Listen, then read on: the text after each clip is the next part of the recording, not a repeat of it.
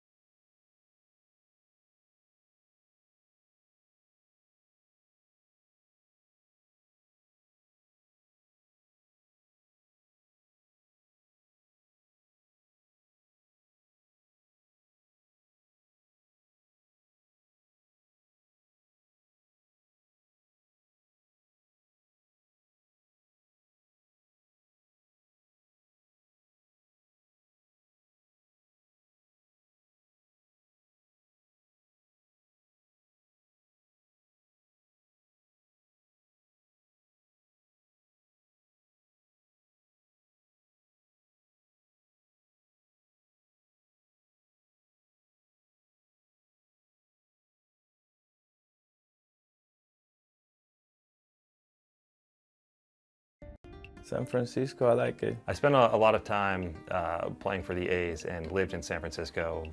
Really enjoyed my time in the city. It's like a little bit mixed California and Europe. The weather can be a little inconsistent at times. It seems kind of bizarre to leave a hotel in a t-shirt and need to bring a winter jacket, but nonetheless, it's a great place to play. It's been gorgeous here. The weather's been spectacular. I think we've maybe gotten up into the upper 60s, but that's been about it. This is a little windier today. Yeah. 22 mile an hour winds. And Paul Molitor's enjoyed managing in this ballpark because he has a couple of wins here. And it is a 6-3 road trip for the Twins right now. And a nice response after the disappointing loss in Seattle. The Twins have won 3 straight. Here's the Menards batting order for the final game. Brian Dozier in the leadoff spot. Joe Mauer second. Miguel Sano, then Robbie Grossman, Jason Castro, Eduardo Escobar, Eddie Rosario, Byron Buxton, and then Nick Turley. And on the mound this afternoon, that'll be the veteran of the staff. That's Matt Cain. And Dozier on the first pitch drops a base hit to left field. Yeah, Matt Cain, the veteran here in his 13th major league season, making his first career start against the Minnesota Twin organization. Cain, it's been a struggle. He started April okay, 2-0 in the month of April, but since May 5th, over his last 7 starts, he's 1-5 with a 6.75 earned run average. Fastball, changeup, breaking ball like a curveball, then a little cutter as a slider. And now batting second, Joe Mauer. Outside, ball 1.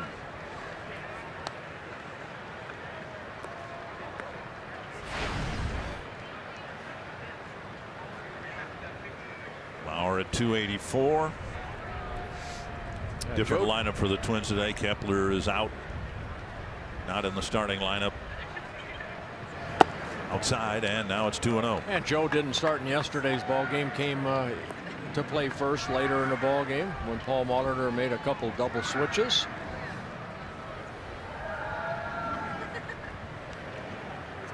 Dozier at first.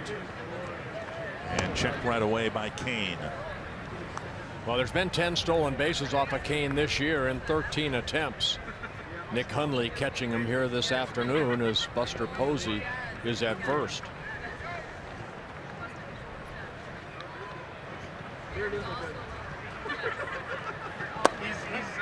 Strike called over the inside corner, 2-1. A change up right there by Cain. Cain's first season with the Giants in 2005. Has 104 major league wins. Dozier again checked at first. Giants. Ideally, the Twins would like to get Nick Turley some run support early, maybe help him relax a little bit out there.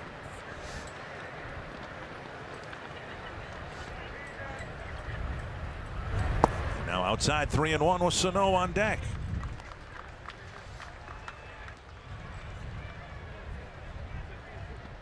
And there's Turley. Almost alone with his thoughts.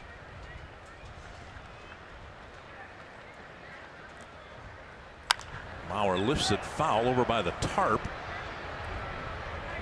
And no play.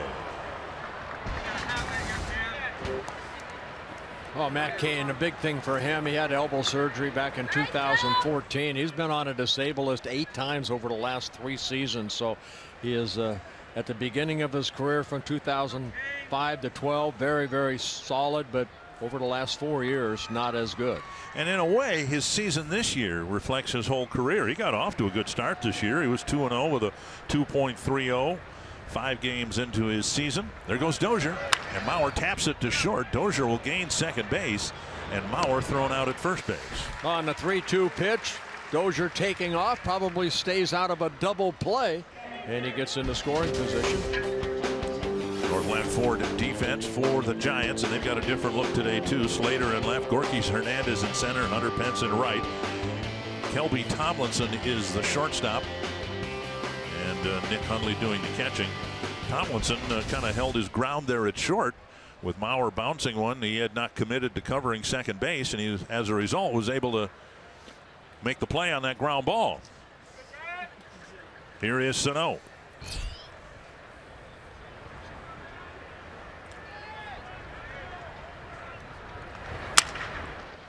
Grounder to third, and Eduardo Nunez throws across. Sano retired, and Dozier still at second base.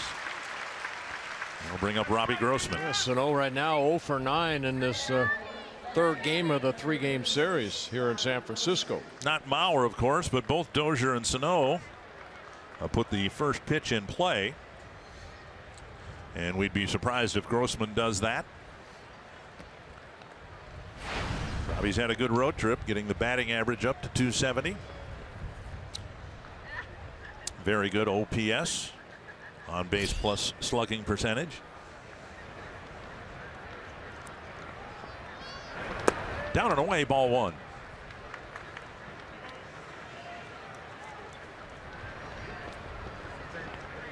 Different look for the Twins in the outfield. Grossman in left field. And Eddie Rosario is over in right. One of the few times both Grossman and Rosario have been in the outfield. Outside 2-0. Yeah, Max Kepler getting the afternoon off for us so far.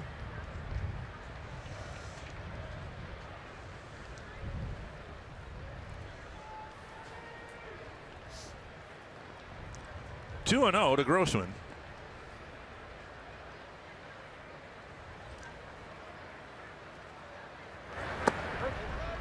And strike, 2-1. Angel Hernandez calling balls and strikes. Chad Whitson, Lance Barksdale, Ted Barrett on the bases. Getaway day for everybody. Well, not the Giants, but the Twins leaving. Of course, the umpire and crew taking off for a unknown destination, unknown to us. Anyway, 3-1 with Castro on deck. Now, Castro, the only Twins batter that has some history against Kane. Kane making his first career appearance is almost like Friday night when Irvin Santana faced the Giants. He has faced now all 30 teams in the big leagues. And Grossman is ready to go to first. And instead it's called strike two. Two-seam fastball that came back over the inner part of the plate. See a little bit of movement. The only team that Kane has not faced in the big league so far, the Tampa Bay Rays. Ouch. Jam shot. Nunez is going to have to hurry. Grossman hustling down the line and got him by a step. Good play by Nunez. Dozier left at second base. And we are about to see the major league debut for left-hander Nick Turley.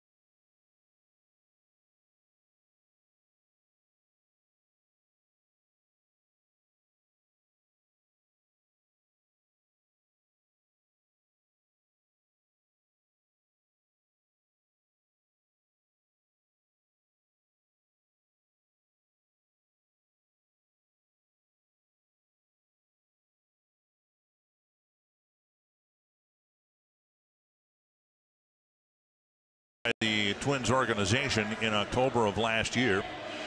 A big left-hander. He has paid his dues and then some, and now today he's making his major league debut after an impressive recent run of starts in Rochester. Here's the lineup that he will face. Kelby Tomlinson leading off, then Eduardo Nunez, Aaron Hill, Buster Posey, Hunter Pence, Nick Hundley, Austin Slater, Gorkys Hernandez, and then Matt Cain. And Nick Turley making his major league debut, as you have mentioned. Pitches that Nick features. Fastball in the low 90s, big curveball, slider, and a changeup. 27 years old. List him at 6'4", about 190 pounds. Started the year in Chattanooga. Pitched well there, promoted to Rochester. Actually, he pitched outstanding in Chattanooga. He went up to Rochester and pitched well there, striking out 15 in his last start. The first 10 outs he got in that start were via strikeout. And there's a strike, 1-1. Fastball clocked here at 91.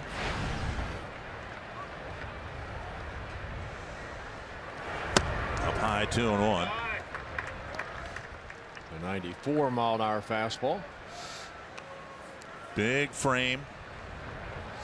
Originally signed by the Yankees in the 50th round back in 2008 out of Westlake High School in Los Angeles, California. 3-1.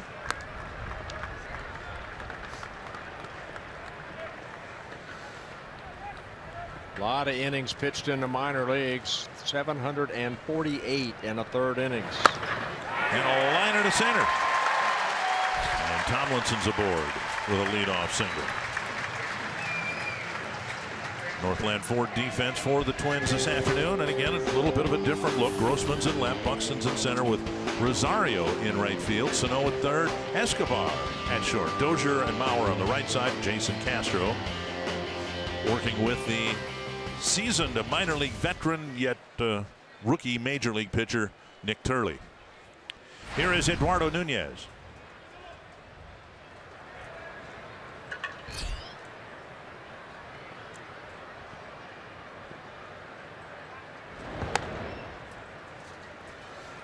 When he was with the Giants organization 1 year, he pitched for Sacramento. 19 starts, a 7.8 mark, and an ERA of 5.61.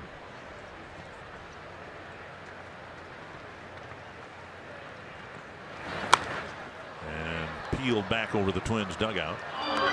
And the minor league numbers weren't great, and he found himself in independent baseball and working his way back to the minor leagues of organized baseball, and now here in the big leagues.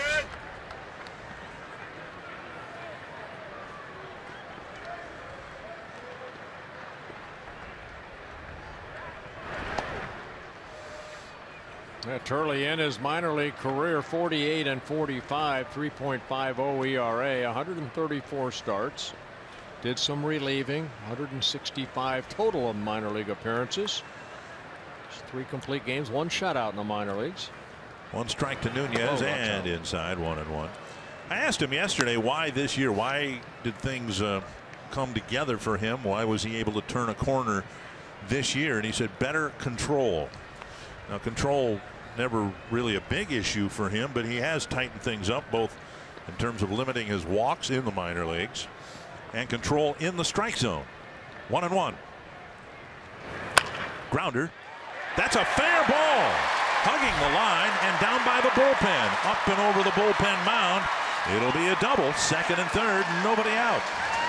Looked like that ball was going to go foul, but it stayed on the line and went right over the bag. It looked like Nunez got in front of this pitch right here and hit it softly down that third baseline. Ball down and in. And Sano off the line, as you can see. And it hugged that line right over the bag. And then you have the mounds out there that Grossman has to contend with. So runners at second and third, nobody out. And Aaron Hill at the plate. Talked to Hill this morning, and he was bragging. I was talking about this ballpark. He says, yeah, but you got a great one in Minnesota. He really enjoys Target Field. There is ball 1, down and away. Yeah, Hill last year started the season with the Brewers, then traded over to the Boston Red Sox, signed as a free agent late by the Giants in February. Getting a chance to play in this series because Joe Panik has got a bad thumb. 1-0. 2-0. And Turley off to a rough start here.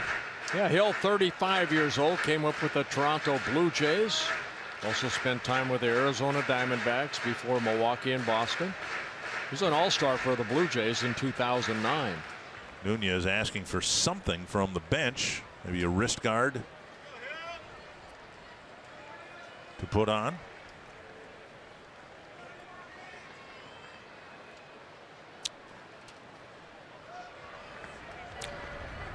Some anxious moments here. Anxious pitches being delivered by Nick Turley.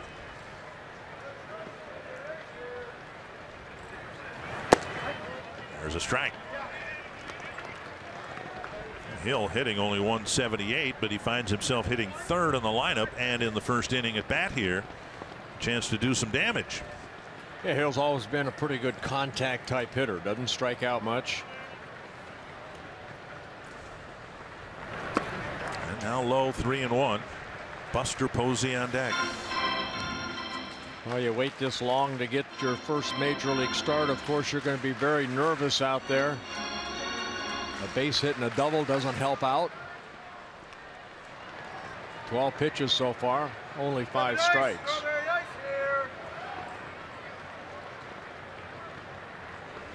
Ten years in the minor leagues, and now his first inning in the bigs. Deep to center. Buxton chasing it and chasing it down. He's got to get the ball back in. A run will score. Nunez advances to third. A run is in, but Buxton covered a lot of ground to haul in that drive to the gap. There's a lot of room out in center field, left center and right center, but you got the speedster Buxton, who is shading him a little bit toward right center. And he makes a nice running catch just before he comes to the warning track. And then has to stop and get the ball back in, but Hill picks up an RBI, his 7th of the year. And Nunez scoots over to third. Buster Posey, the batter. Looks like they're going to maybe appeal that he left early at second base. Nunez did. Turley almost lobs it into center field. And Dozier looking at the first base umpire, Chad Whitson, and said no, he did not leave early. Now Nunez just jogged lightly into third base. I thought he might run hard toward third in the event he wanted to try to score from second base on that drive to deep left center field. And they ruled that he did not leave early. Runner at third, 1 down, and here is Posey. And a first pitch breaking ball and a strike. A good curveball right there by Turley. I asked Turley yesterday about his sequence of pitches in terms of his confidence in them, and he said fastball, curve, the one we just saw, a slider, and a change. That pitch up and away, lifted foul, 0-2. These are synced up, and Nunez. Nunez, he hustles. I'm surprised he just lightly jogged to third base. Well, he saw Buxton caught it, and they're going to get it back in. And Buxton very good at hitting the cutoff man, Escobar, like he did. Turley could use a strikeout, and it's a foul ball instead. Curveball up. When you get a strikeout, you got to get that ball down and in to Posey.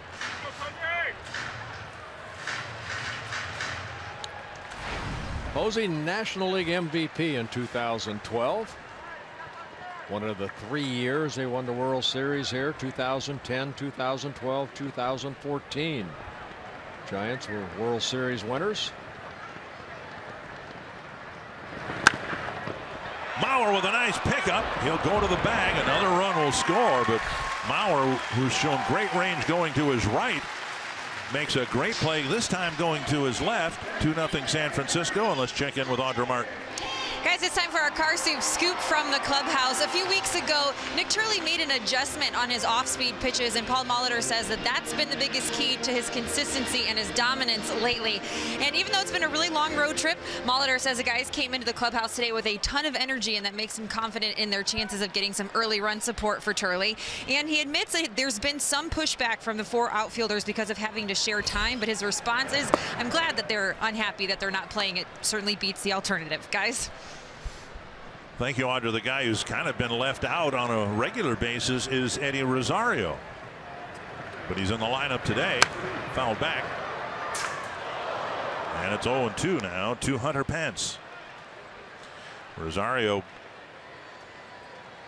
has been the odd man out, sitting on the bench a lot, with particularly in these National League ballparks. And Pence strikes out again, and Turley settles down after a couple of hits.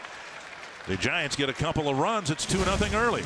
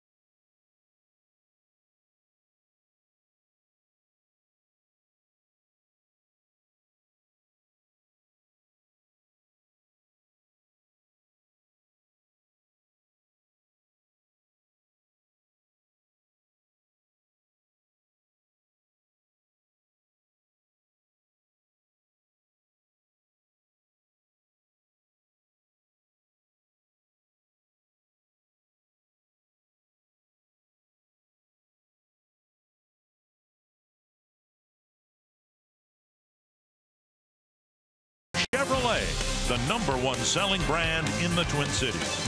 And by State Farm. Combine auto and renters and see how much money you can save. Quick start for the Giants. They get a couple of runs in the first against Nick Turley. And now the Twins in the second inning will send up Castro, Escobar, and Rosario. Understand some turbulent weather back home. We hope all the trees on your property at home are still upstanding, and you survived hail and the severity of the thunderstorms that rolled through Twins territory today. Coon Rapids, they had to get the snow plows out to move the hail off the streets. One strike to Jason Castro. Off-speed pitch missing, and it's 1-1. Yeah, big slow curveball. Now Kane, not the pitcher he once was when he first joined the Giants back in 2005. Velocity is not there. Again, a lot of injuries. That might be his fastball right there at 88 miles an hour. Once in a while he'll hit 90, they say. He relies on a good changeup. 1-2 to Castro, the leadoff man here in the top of the second. Chopped up the line, and that'll just trickle foul. Yeah, changeup right there by Kane. Twins started the day with a 2.5 game lead in the American League Central. They've been in first place now for 33 straight days, sometimes by as few as a couple of percentage points. Kane making his 321st Major League start. He's pitched just over 2,000 innings. Averages about 3 walks per 9 innings in his career, and just over 7 strikeouts per 9.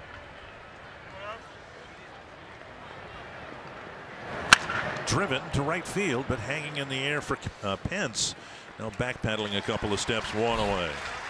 For baseball's big story, the subject matter, a big man. Let's go to Audra Martin. Slugger last night, he hit the hardest home run ever hit, leaving his bat at 121.1 miles per hour. Then today he does it again, but this one, it's distance 495 feet, the longest home run hit this season. And it just keeps getting better because moments later he hit his 2nd home run of the game. He now leads Major League Baseball at 21 on the season. Wow. Guys, you know, we've been at Yankee Stadium. Did you see where that ball ended up? That's a long ways. Wow. 1-0 to Eduardo Escobar.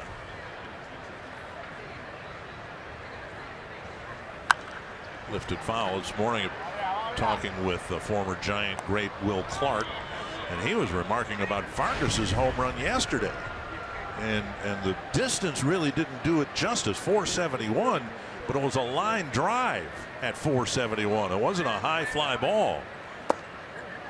Just outside, 2-1 to Escobar. Yeah, I believe they measured the exit velocity at 116 miles an hour. But I don't know, would that ball got what, 40 feet in the air, and that's about it. It just was a screaming line drive. Escobar out of the box, didn't offer at it. One of those line drives you can hang your clothes on. 3-1 the count. Yeah.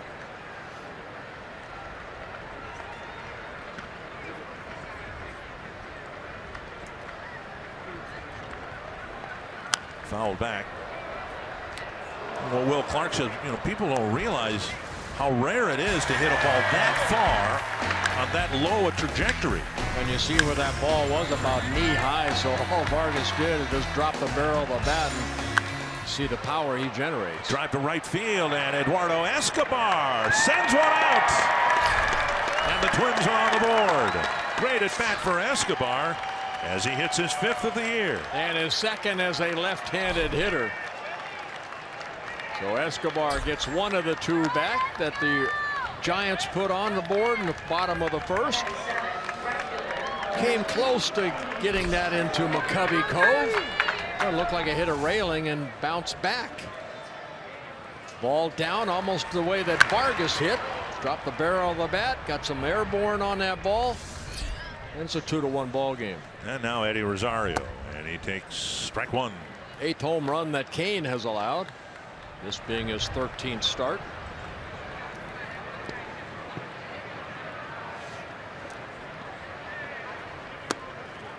Strike 2. So as Audrey discussed, You know, it's been a little frustrating, I'm sure, for Rosario to not be in the lineup on an everyday basis. And one thing will cure that. Having better at bats and getting the batting average and the power and the walks and all the things that have made Robbie Grossman so valuable to the Twins. Rosario just needs to do better, and he'll be in the lineup. Yeah, on this road trip has not been a good road trip for him. Just 3 hits and now 24 at bats for Rosario. There's Byron Buxton in a 2-1 ball game. And someone is going to have to tell Nick Turley where the on-deck circle is. Now he comes out of the dugout. As if you didn't have enough on your mind. Now Turley's going to get ready for his first big league at bat. 1-0 to Buxton. A drive to left center field. Buxton gives it a ride to the wall and gone. And the Twins have tied it up at 2. Home run number 3 on the year for Byron Buxton.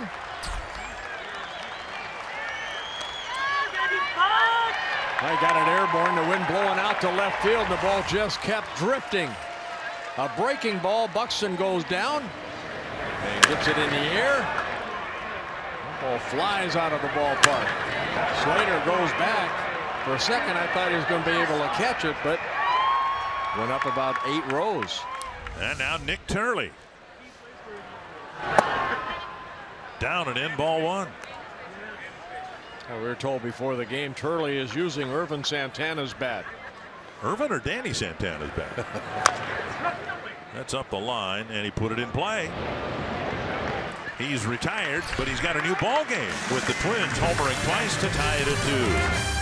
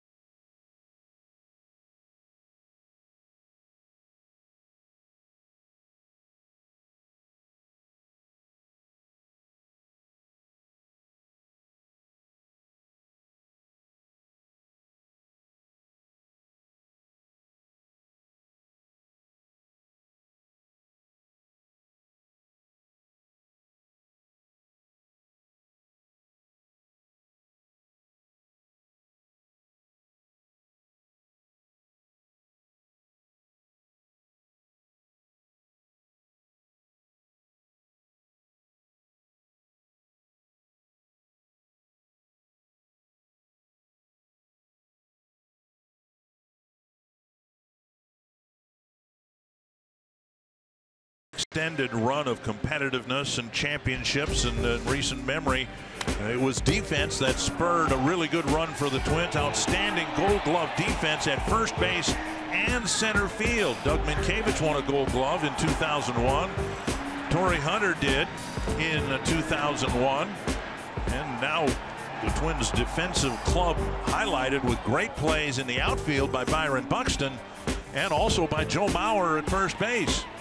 You know, Kepler out there and Buxton, and the whole team is night and day different than last year's team in the field. Yeah, 22 errors for the Twins. Only the Kansas City Royals have made 1 less error on the season. And you think Turley didn't appreciate Buxton rushing and racing to the gap to haul that in the middle of that first inning for him? It was the first out. He ended up getting the next 2 batters, and that play might be a very significant one indeed, with the game now tied. With the Twins in first place, a big reason because of the defense behind the pitching staff. And now 2-1 to Nick Hundley. Austin Slater and Gorkys Hernandez will follow. A reprieve for Turley. Gave up a couple of runs, but now it's 2-2. Or in his mind, 0-0. Fouled away. Hundley in his first season with the Giants came up with the Padres, also spent time with the Orioles and the Rockies. 33-year-old catcher.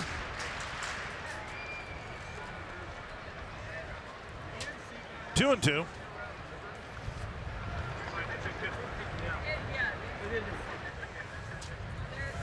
Slow breaking ball beaten into the ground. Turley fields, has time, and throws him out. Good play for the first out. Indians beat the White Sox in the series finale there, 4-2. Jose Quintana now 2-8 with a 5.30 ERA.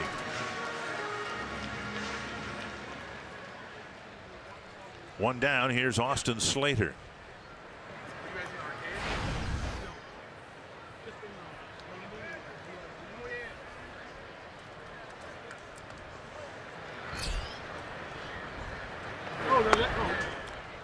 Down low and to the backstop, ball one.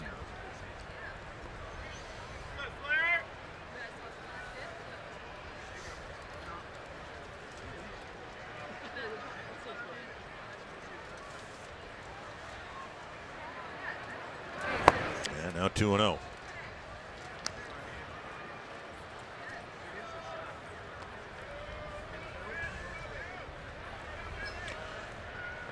Four in a row sent down by Turley.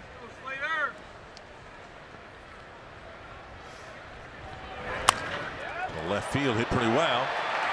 And over on the warning track, Grossman tracks it down on the edge of the track, 2 down.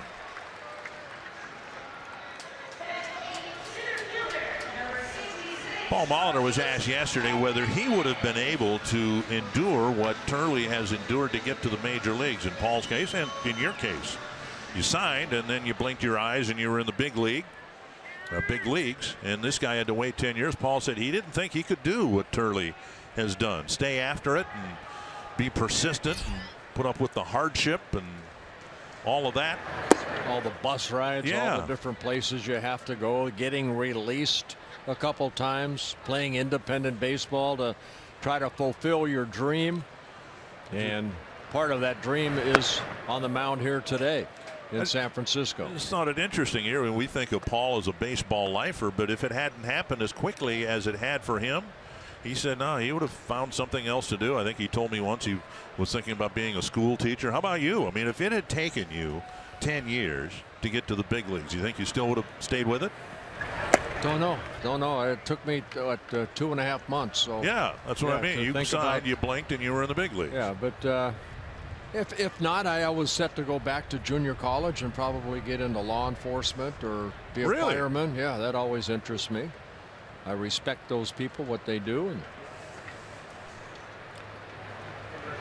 2-1 now, 3-1. I'm just imagining what it would be like to be pulled over by you. Well, you better be ready. Yeah. You better have your license and your registration. Registration. Yeah.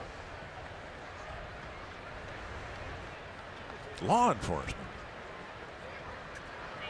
How about yourself? On to the left, a base hit. Slater can run well, and he'll dig around first and head for second. Yeah, double all the way right there for Hernandez. He picks up his 6th double of the year, and that brings up the pitcher, Matt Cain. So I got a fastball in and turned on it just past the glove of Sano at third base. See the ball middle in at 93. What a quick bat of Hernandez. Gets him a double.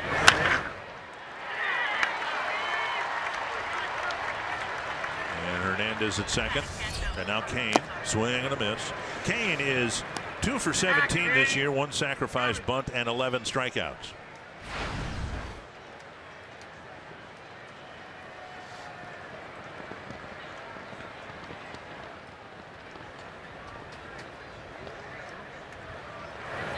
Whoa!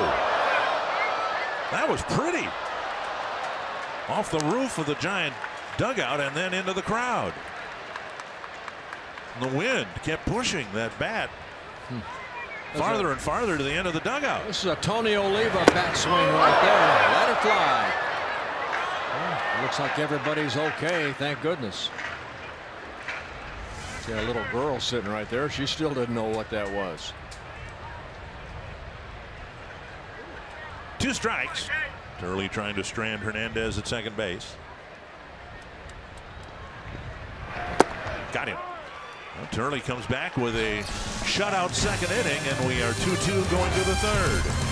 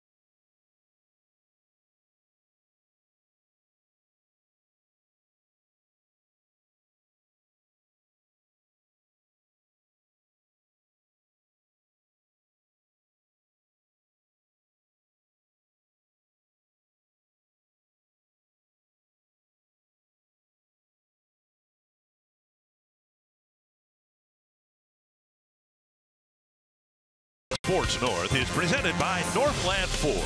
Visit buyfordnow.com and your local Northland Ford dealer today. By Grand Casino, the best stories start here. And by Menards. Save big money at Menards on all your home improvement needs. 2 apiece, and we're about ready to start the third inning. Time for today's Cold Hard Facts, brought to you by Clean, Crisp Coors Light. And the Twins doing very well in 1-run ball games. Losing the tough loss in Seattle by 1 run, but still picking them up and winning 9 and losing 4. In close ball games, that's kind of been the big turnaround. Yeah, the 1-run wins, and then also the record on the road, 20-8. Outstanding. Again, the defense. The defense. Big part of the Twins' success. Dozier swings and misses. He swung at the first pitch of the ball game and dropped a single into left field.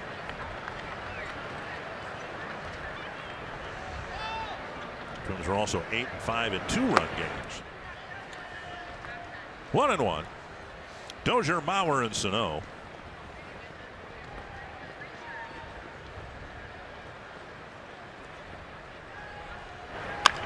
To the left field corner, but hooking foul. Yeah, the shift put on by the infield for the Giants. You have Hill, who's basically up the middle, so a lot of room on the right side of the infield. Posey playing off the bag.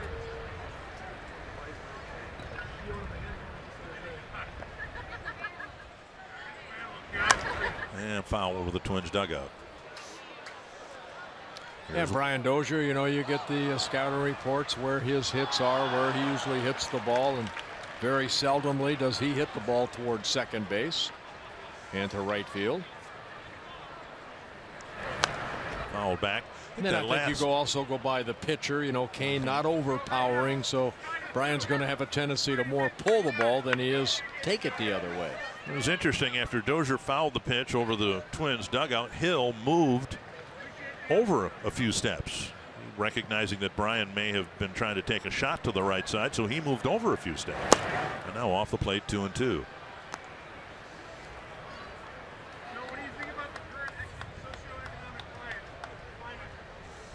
Dozier, Mauer, and Sano here in the Twins' third inning. In the dirt, 3-2.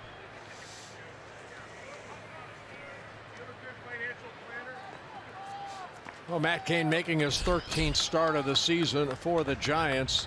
His 7th here at home. He came in, all 3 wins that he's had this year have been here at home at AT&T Park. Came into this ball game with a 1.82 ERA in his first 6 starts here. And they only allowed 1 home run here, but he's given up 2 already today. Now hit hard to the left field corner, but again hooking foul.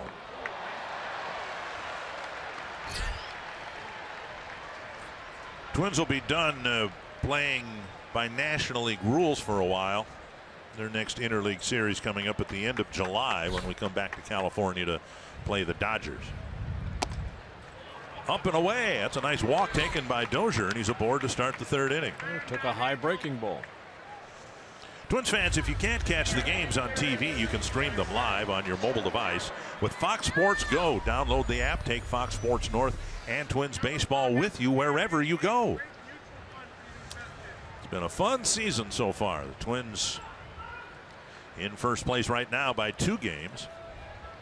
They'll come back from the road trip regardless of what happens here with a bigger lead than when the road trip started. Came out to Anaheim here and led the division by just a couple of percentage points.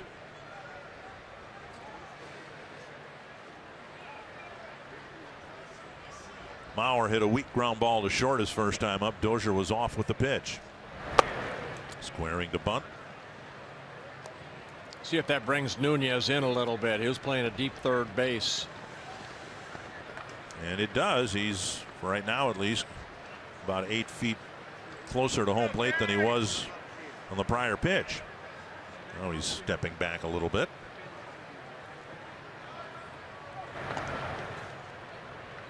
Well, Dozier at first base, 8 stolen bases in 13 attempts. Twins on the season, 30 stolen bases. They've been caught 13 times.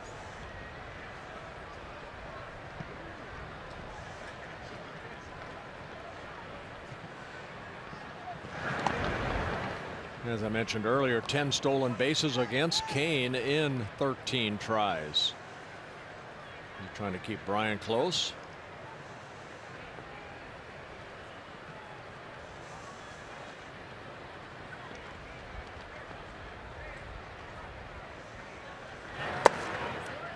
And Mauer takes ball 2.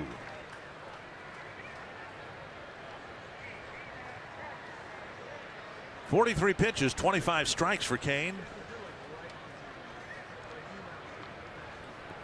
3 hits allowed so far, 1 walk.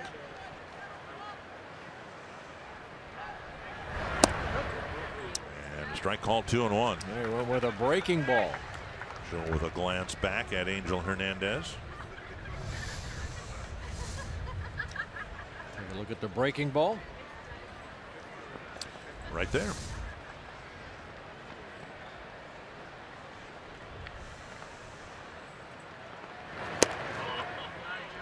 And now when missing, it's 3-1 with Sano on deck.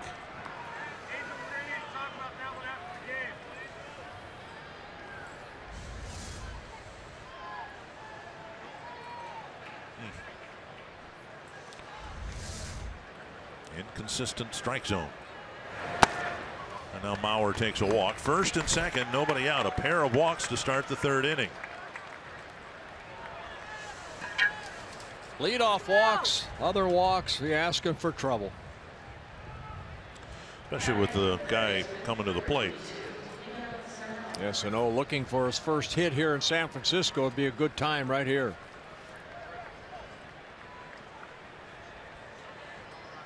Nice little RBI race in the American League with Sano tying Nelson Cruz in Seattle. Sano hasn't driven one in since. Checked his swing, took a strike.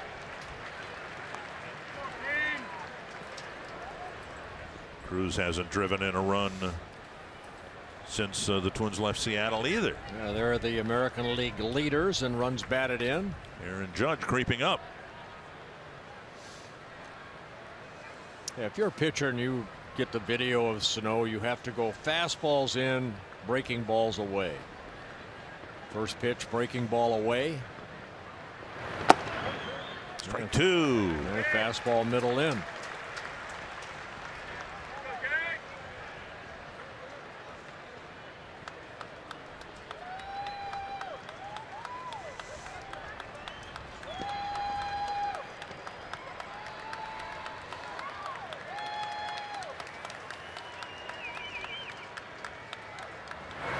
Down and in. 1-2.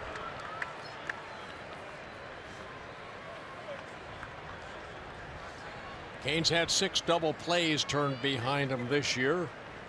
Opponents coming in hitting .298. Left-handers .299, right-handers .298. So both sides of the plate hitting well against him. Up the middle. Speared by Cain. And a double play. A hot one hopper.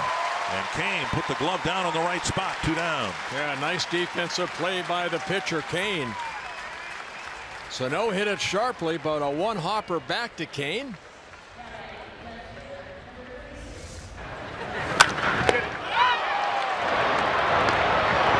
Collison, the shortstop, that takes that throw from Cain to make the double play. Dozier at third, 2 down, and now Robbie Grossman hit a ground ball to Nunez, his first time up. One of the reasons the Twins are 6-3 on this road trip, they've done a nice job getting some clutch 2-out hits over the last week and a half. Grossman takes an off-speed pitch at the belt for a strike.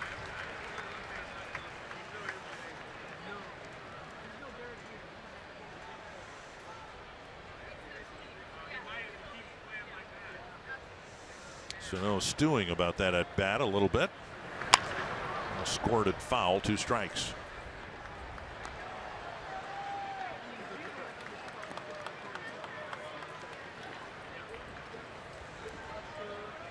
He loves driving in runs, and he had a chance in his 3rd inning at bat.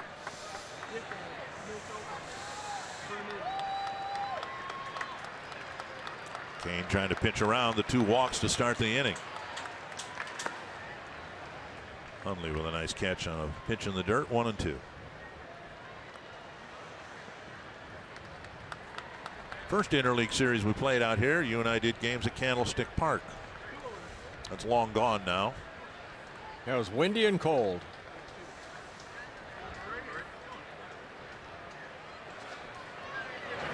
Two and two.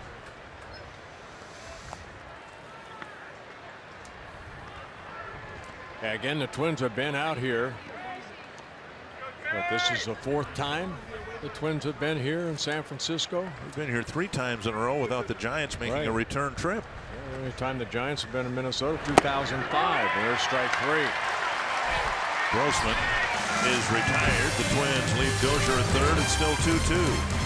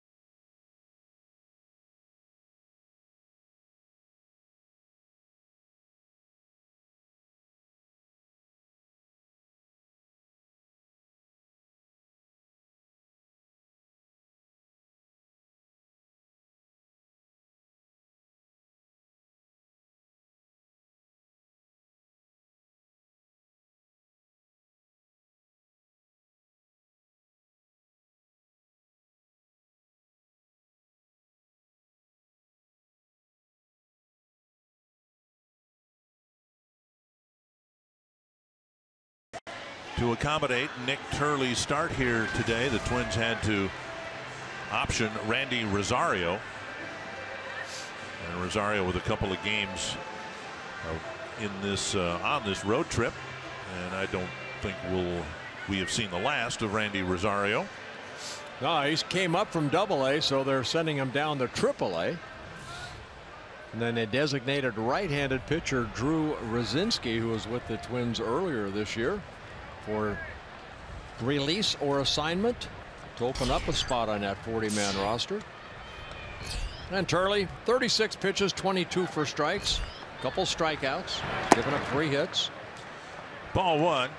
Paul Molitor, in discussing Turley yesterday, said this is just not a one-game thing. The Twins are in a situation where they need starting pitching up here. There's a pitch outside, 2-0. And so in the absence of anybody coming off the disabled list or any other options, this is Turley's spot on the rotation, which should be of some comfort to him today, I would think. And now 3-0. Tomlinson, Nunez, and Hill here in the third. Yeah, Tomlinson ended up getting a base hit in his first at bat, the first batter that Turley faced.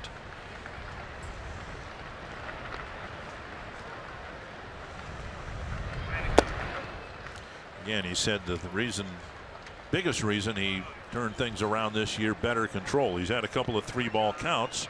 So far hasn't walked anybody. That's to center and down for a hit. Tomlinson 2 for 2. That'll bring up Nunez. Join us Thursday, July 20th for the 1987 Summer Celebration at Target Field. Enjoy an evening on the field with members of the 1987 Twins. Bert will be there, Frankie V, Tim Laudner, Kent Herbeck, Rex, Lombardozzi, Roy Smalley, Dan Gladden, a lot more. Tom Kelly will be there. The evening will feature interactive games, a silent auction, dinner, and more. Learn more and get your tickets. Visit twinsbaseball.com/summer celebration. It's my pleasure to MC that, even though I can't believe that was 30 years ago. Went by too fast. I guess it speaks to the magnitude of what you guys did.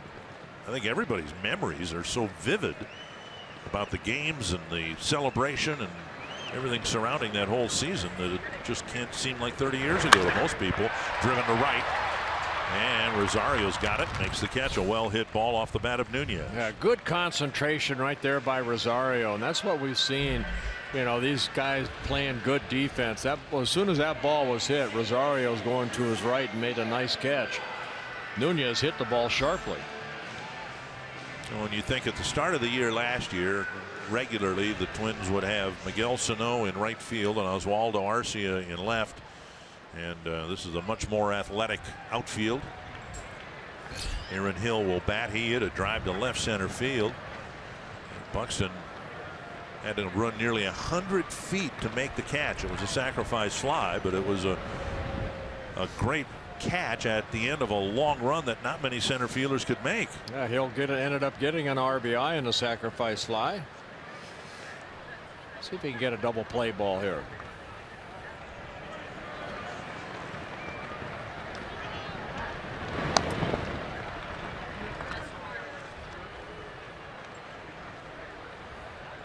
Tomlinson at first base, pretty good speed. He does only have 2 stolen bases in 2 attempts. Guy that doesn't get to start a lot here in San Francisco. Fouled back.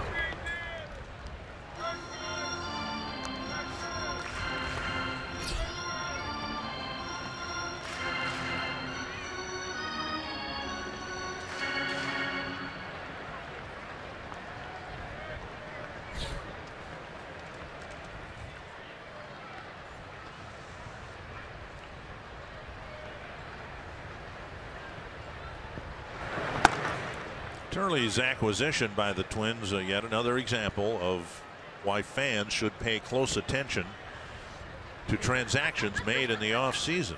You might never have heard of Nick Turley before, and when the Twins signed him in October, didn't make headlines certainly.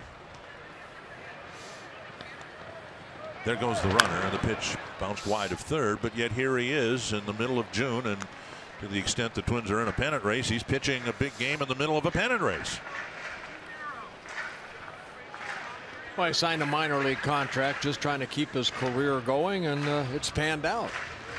Given the shortage of pitching, not just in the Twins organization, but everywhere, baseball fans would be wise to pay attention to every pitcher that signs, regardless of what level they might start at. 1-2 to Aaron Hill. Breaking ball inside, 2-2.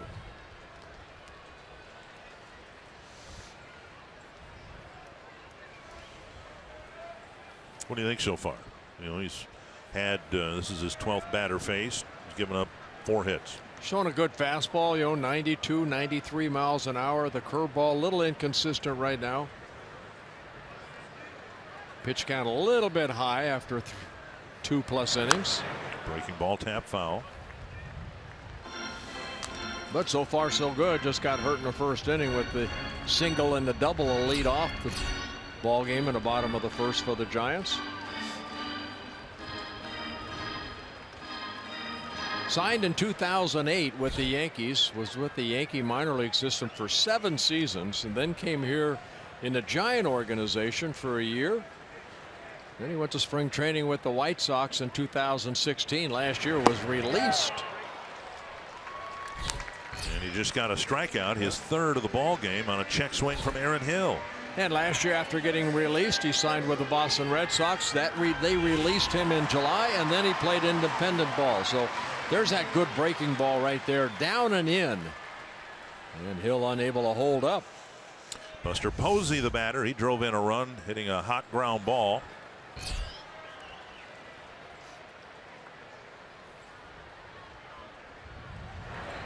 Slow breaking ball. Angel Hernandez is gesturing toward the Giant dugout.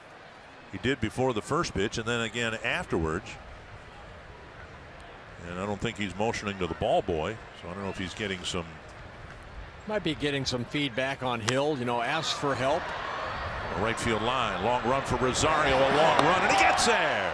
Rosario with a long track of a fly ball for the 3rd out of the 3rd inning.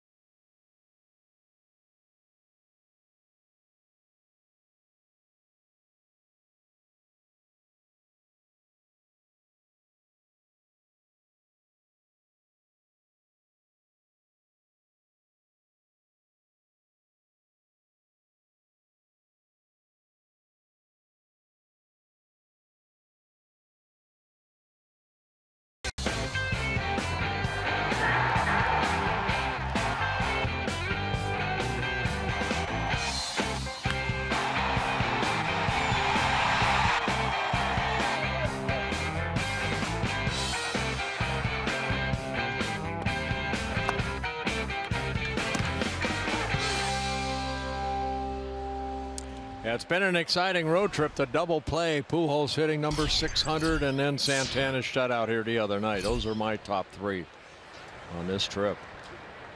Triple play. Castro hooks it foul. And of course, the Twins winning 6 out of 9 games, that helps make it enjoyable for everybody. But yeah, we've seen some history. You don't see a triple play very often, and you certainly don't see somebody hit his 600th home run very often. 2 members of the 600 home run club were in the Giants clubhouse today, Barry Bonds and Willie Mays. And it was my distinct pleasure to spend some time with Mr. Mays reminiscing about things. There's a ball hit to left, hit pretty well. Slater is there to make the catch. 1 down, and before Escobar's at bat, let's go to Audra Martin. Well, guys, Eduardo Escobar almost made history with his first at-bat. Only 3 American League players have ever hit a home run into McCovey Cove. None of them have been Twins. I asked guys around the clubhouse who they thought would be the first Twin to do so, and the popular vote was actually Max Kepler, except for Escobar. He voted for himself, and he actually promised that he would be the first to do so. We'll see if he gets it done. Yeah, thank you. He got very close. Hit it over the seating area, and then it hit, as you said, a railing or something and popped up. That foul, 1-1. For Escobar, his 5th home run of the year, his 2nd from the left side of the plate. Kepler getting the afternoon off so far. Probably see him later in the ball game.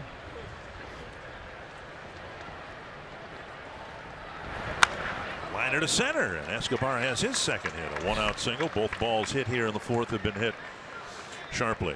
Yeah, good at bat right there. Escobar came in as a left-handed hitter, hitting only 192, but he's picked up some hits on this road trip when he's had the chance to play. Here's Rosario. Had a 3-hit game in Seattle. Got to get Rosario's bat going.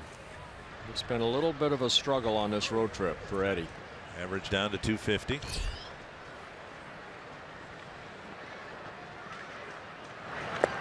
Chases, strike 1. Definitely a free swinger.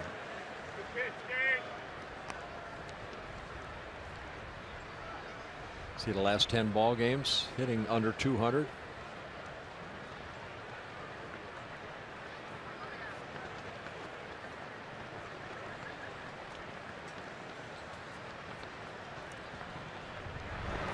Fouled back, 2 strikes.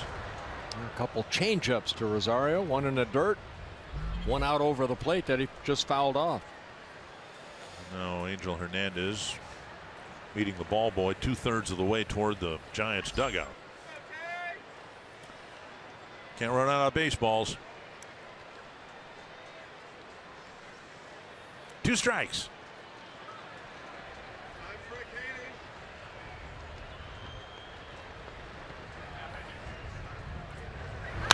Hook to the corner and foul by just a couple of feet.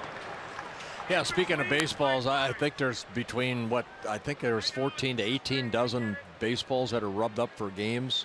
Twice what there used to be. Right. Now, if a ball hits the dirt, it's taken out. Right. It might re-enter the game, but it is taken out because they think pitchers at one point in history threw the ball in the dirt intentionally to scuff the ball and then use it to their advantage. Boy, if you get one that's scuffed, you better learn how to use it. It took all the fun away from it. All right, so you got a scuffed baseball in, say, 1973, and then it was scuffed like in the horseshoe, the fat part of the seam. What would you do to it? Well, you hold the if you want a sinker down and away, you hold the scuff part on the outside of your finger, and if you want it to tail a little bit away to a right-hander, you hold it on the inside. Toward the hole, out at second. And Rosario beat the relay, 2 down. That's what I heard. I don't know. I never got a scuff ball. Buxton will hit. I did get a ball once back from Gary Gaetti. Somebody hit it off the end of the bat, and part of the ball actually was loose. You know, it had like a seam come and apart. split or something. It had come apart. Yeah. Rat threw it to me, and I thought I can do something with this. I threw a nasty sinker down and away, and the guy fouled it off. And I felt like it was at a little league game. You know, you bring that ball, I'll give you a snow cone back. You know, please bring it back. 1 pitch I got to throw it. 1. Not right. Well, your character is withheld as long as you didn't take anything out there to scuff it. No. Buxton shoots one to right. That'll drop for a hit. He's got his second hit. And Rosario goes to third. The throw nearly hit him. In fact, may have, and didn't bounce away. So Buxton's got a good game going with a home run and an opposite field single. Yeah, a little flare into right field. Pence comes in and makes a throw to third base, but Buxton 2 for 2 in a ball game. We'll get that batting average up over 200 again. Back and forth, but right here, jumping on that pitch that came in on him a bit. And with 2 outs, Rosario off with a crack of the bat. Pence showing off his arm, but Rosario safe at third. Bar's been set pretty high for Twins starting pitchers in this series in terms of doing something at the plate. And a liner to Escobar. Turley nearly followed suit. Irvin Santana with a 3-run double. Jose Barrios got a single yesterday, and Turley put a barrel to it and almost got an RBI single.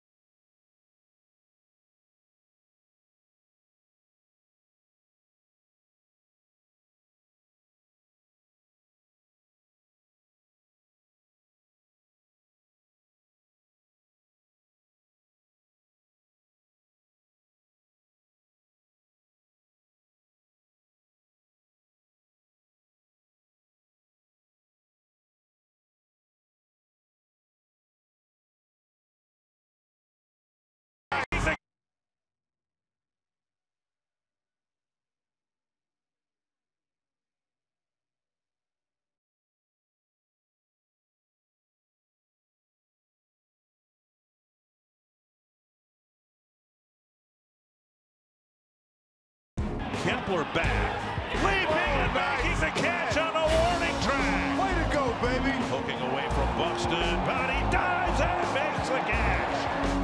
Sano, bare hands, rifles his throw, got him. Wow. My goodness, what a play by Miguel Sano.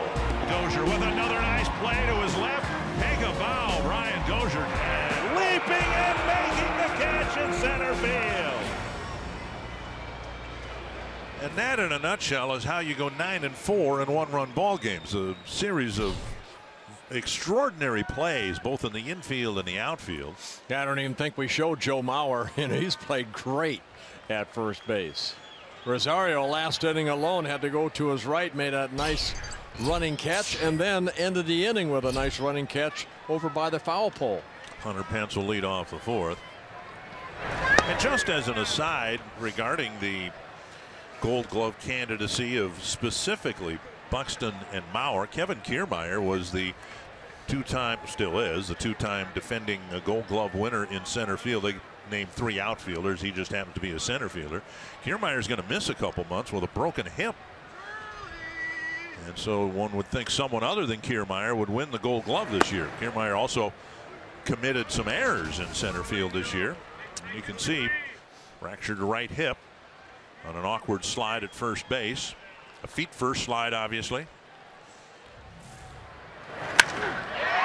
Drilled to the gap. No one's going to catch this one. And Pence not only makes contact, but solid contact, and he'll hold up with a leadoff double. We've seen, Hunter Pence make some ugly swings here the last couple days. Even his first at bat, he struck out on a curveball. That fastball left up too much of the plate, and Pence splitting the gap in left center between Grossman and Buxton, and it's Grossman that gets it back in. So Pence with just his third double of the year. And now Nick Hundley, a little dribbler, and Turley threw him out. See how Turley fares here, trying to pitch around a leadoff double in a tie game. He's given up 5 hits, 3 doubles. That is foul, wide of third.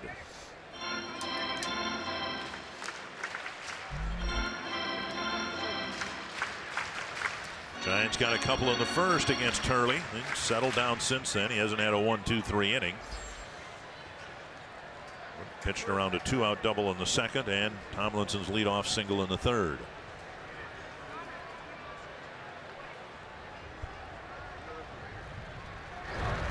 Off the plate, 1-1.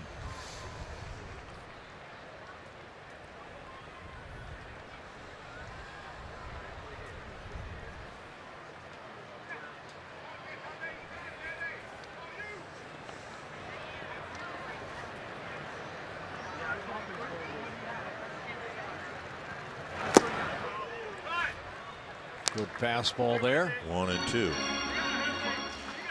Turley has 3 strikeouts in the ball game.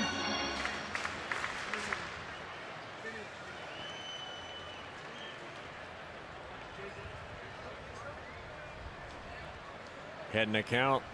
That heart's still pumping about 180 miles per minute. Drilled to center. Buxton charges. Pence is being waved around. Here's Buxton's throw, a strong one to the plate, but offline, and the Giants take the lead.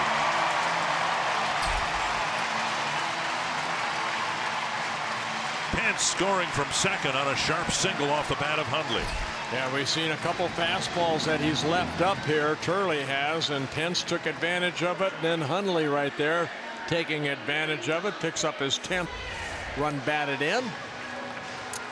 Fastball. About thigh high, and Hundley took it right back up the middle.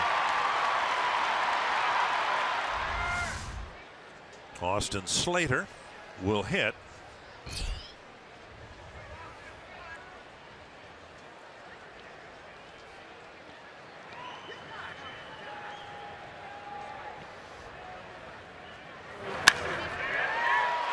Escobar can't pick the first hop.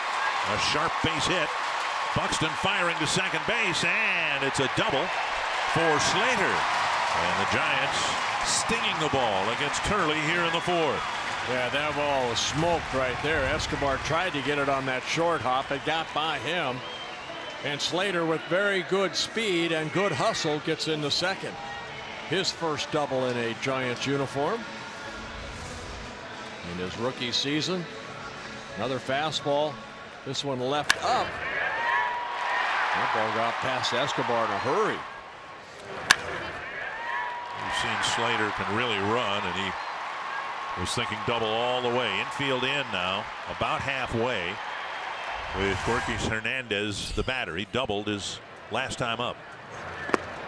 Ball 1. You've got the 8th place hitter, then obviously the pitcher. So there's a chance here if Turley can get Hernandez and then get the pitcher, he can get out of this with just the 1 run allowed. It looks like Chris Heston warming up in the bullpen for the Twins. Getting loose quickly. 1-0. That floats over the outside corner, 1-1. Here's Heston, has yet to pitch in a game for the Twins, and just over 2 years ago he pitched a no-hitter for the Giants at Citi Field in New York. 1-1 to Hernandez. Nice pick by Castro. 2-1.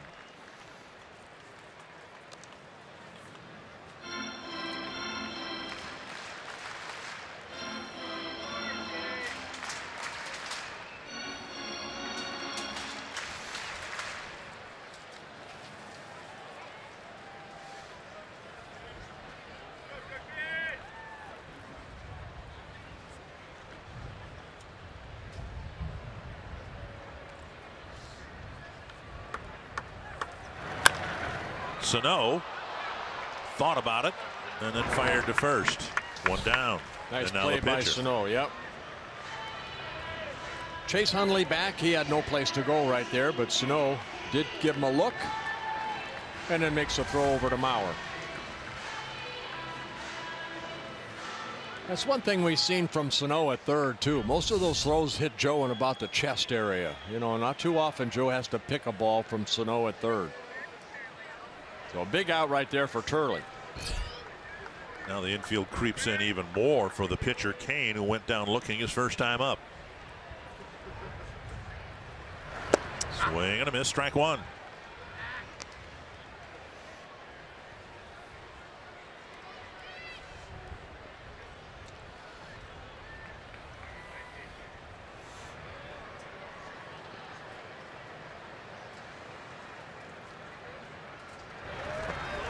Two, and again Castro digging it out of the dirt. Good breaking ball right there. Kane, a career coming into this year, a 119 hitter. He does have 7 home runs in his career. But this year 2 for 18.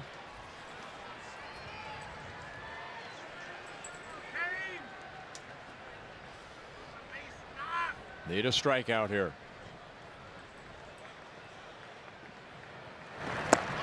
And he got it. 2 down. 4th strikeout for Turley comes at the right time. Runners at second and third and 1 out. So a fastball, 2 breaking balls. Gets Kane to swing through.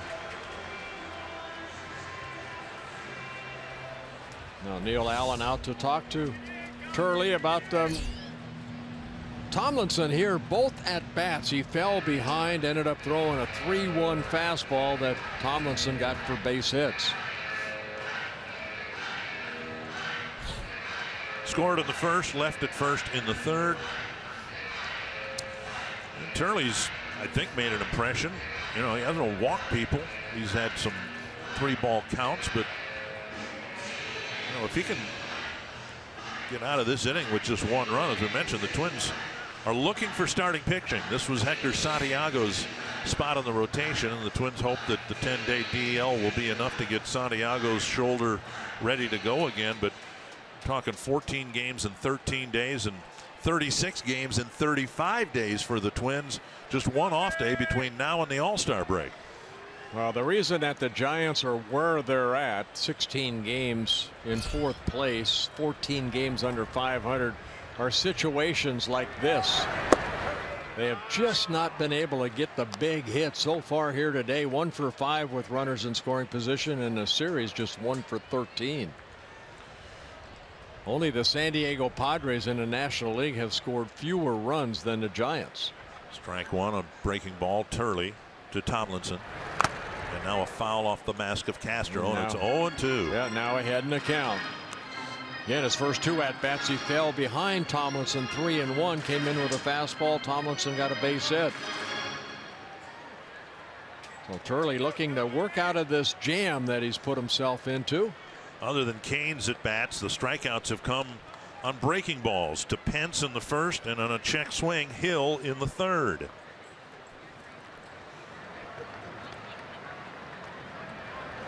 And there it is, beaten into the ground.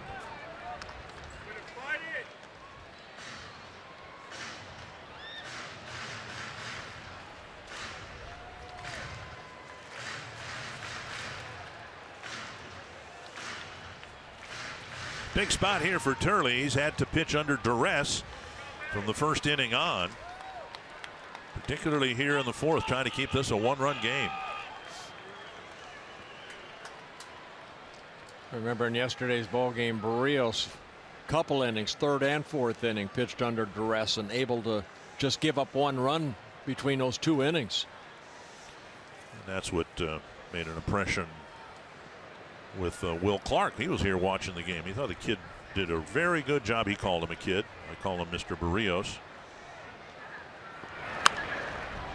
To Sano. He sets and fires. Great job by Turley, giving up 3 solidly struck hits, but giving up just 1 run in the 4th.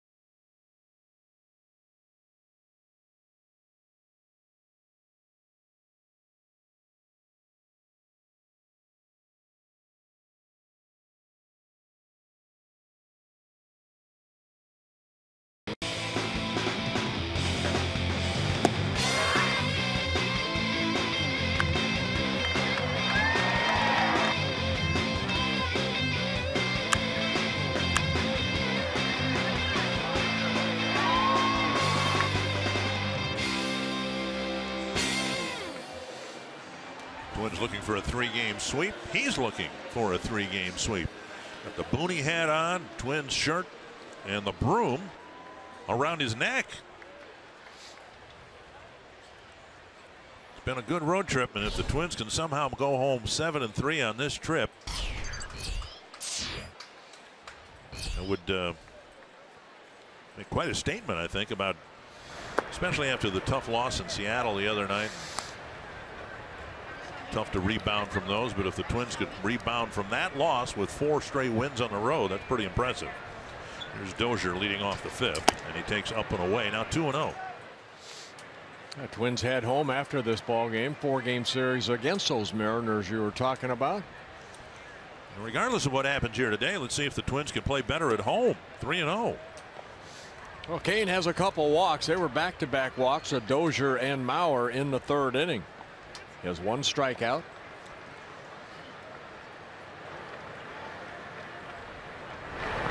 Dozier hit the big turnaround home run yesterday,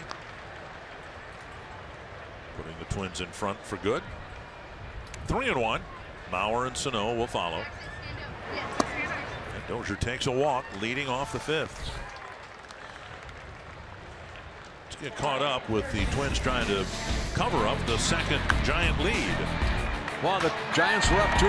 Then Escobar in the 2nd inning hits his 5th home run, a solo home run. 2 batters later, Byron Buxton went deep, tied the game at 2 apiece. And Turley did a good job of damage control in the bottom of the 4th inning. A double, RBI single, another double, then worked out of it. Only gave up 1 run. There's Mauer, a bouncer to short and a walk, and he takes strike 1.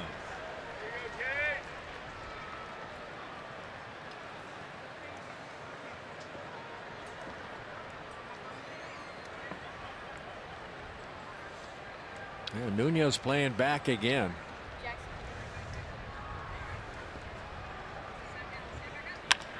Line between Nunez and the line.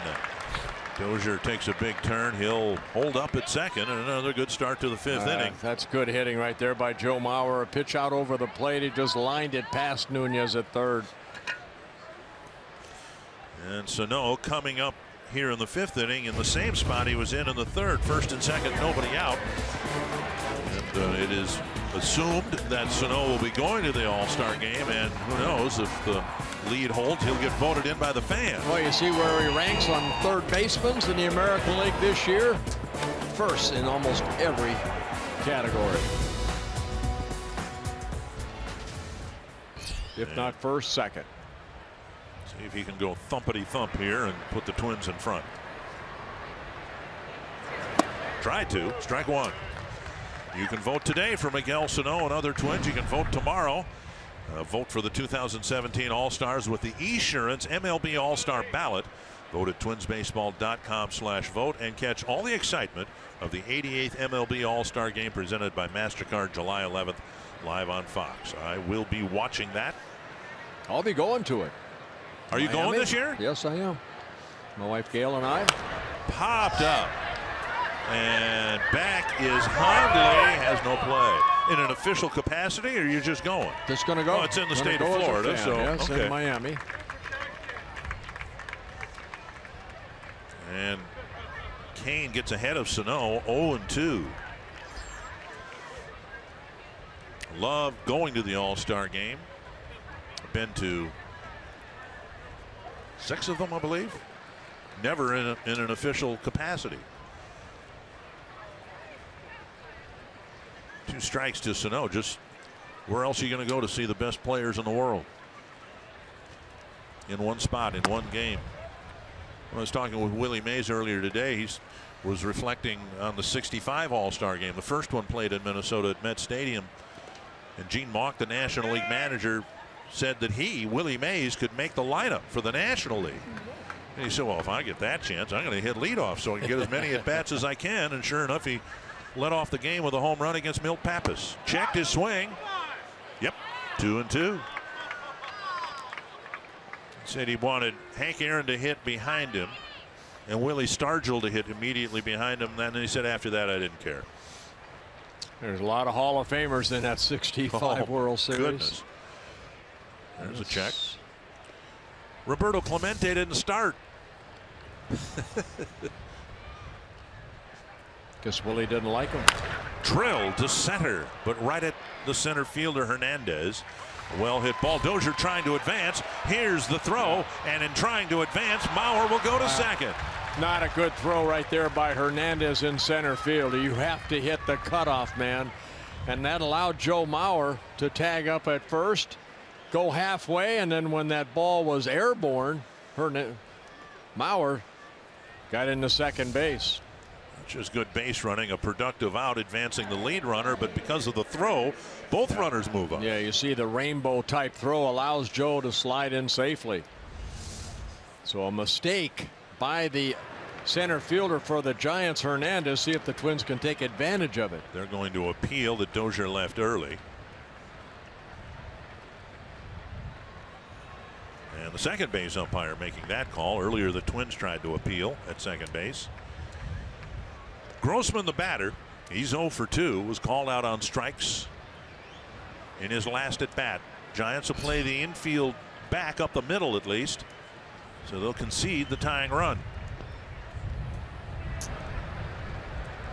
Yeah, corner infielders are playing about even with the bag. And Grossman lines a base hit to center. Dozier will score. Mauer behind him.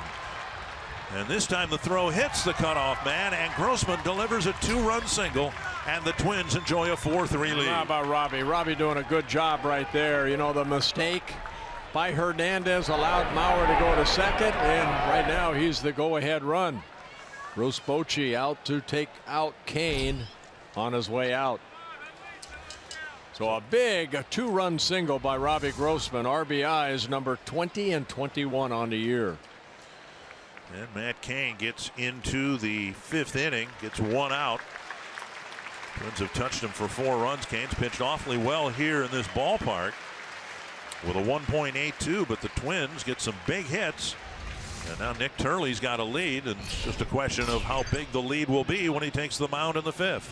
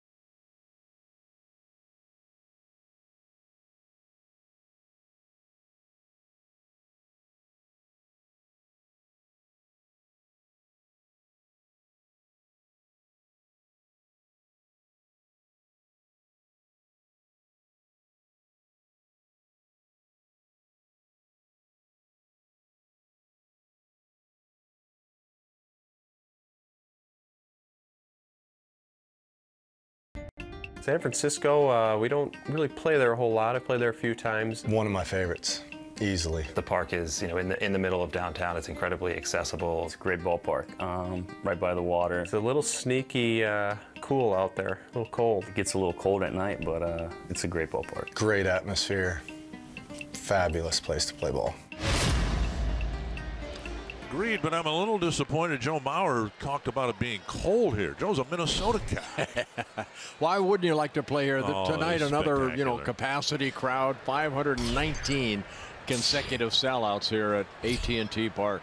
George Cantos will pitch to Jason Castro, with the Twins enjoying a 4-3 lead. Yeah, Cantos worked here on Friday night. 1 shutout inning. He worked the 9th inning.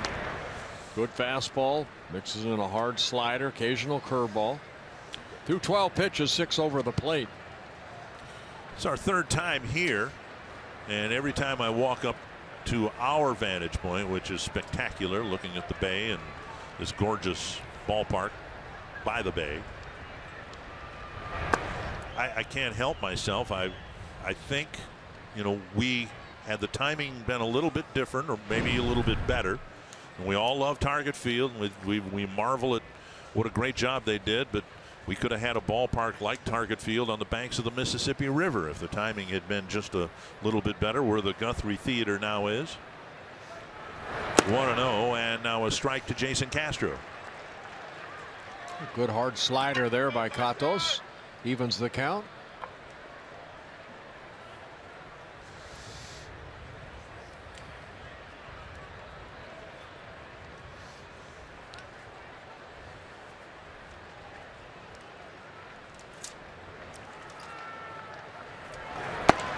We've seen on this road trip Castro, who struggled in the last homestand, but on this road trip Castro's really made good contact. He made good contact in his last at bat, lining out to the left fielder Slater.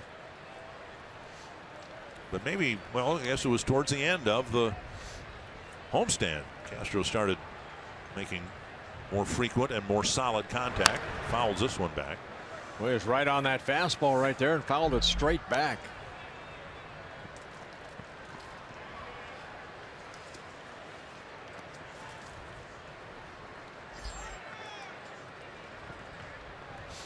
Castro on the road trip, 5 for 20. Couple home runs. He's driven in 4 runs. 2-2 to Castro. And it looked like Grossman might have been headed towards second base. He was leaning. Nick Turley's a bright guy. He can figure this out. He's got a lead now. He's going to be sent out there to pitch in the 5th inning, and he got a chance to maybe pick up a win here today if he can pitch effectively for the balance of his day. Grossman getting picked off here the other night on Friday night by Matt Moore. Has 1 stolen base.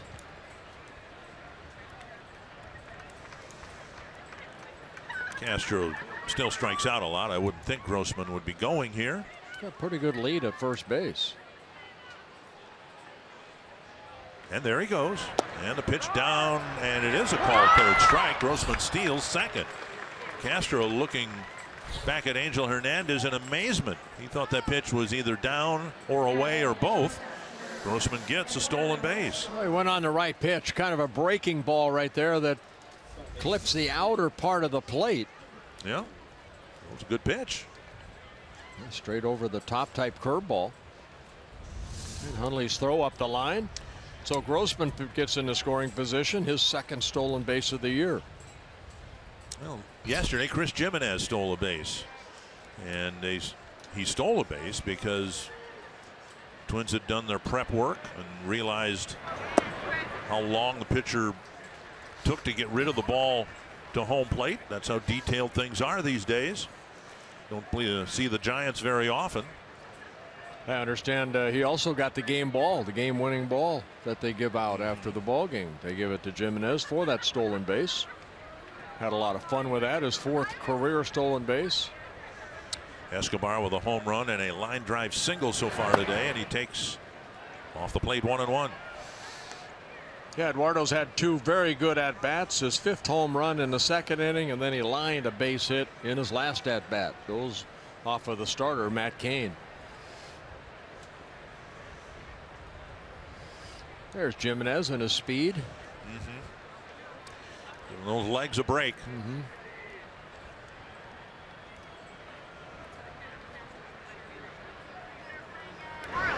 Tap foul, and it's 1-2.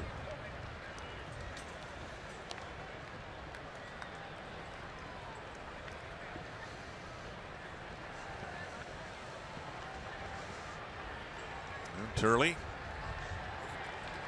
Jacket on that left arm, given the coldness here in the Bay Area.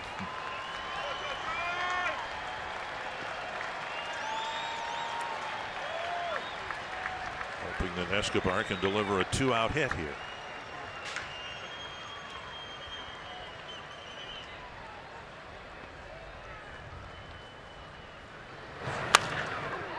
And there's the hit. Grossman around third. He will score, and a big day for Eduardo Escobar, and the Twins take a 2-run lead. How about that? Esky waiting back nicely on this breaking ball. Hit it past the diving Posey at first base. Picks up an RBI, his second of the ball game, his 18th of the year. So breaking ball, waited back, and hit it past Posey. And with the stolen base, Grossman makes it a 3-run inning for the Twins.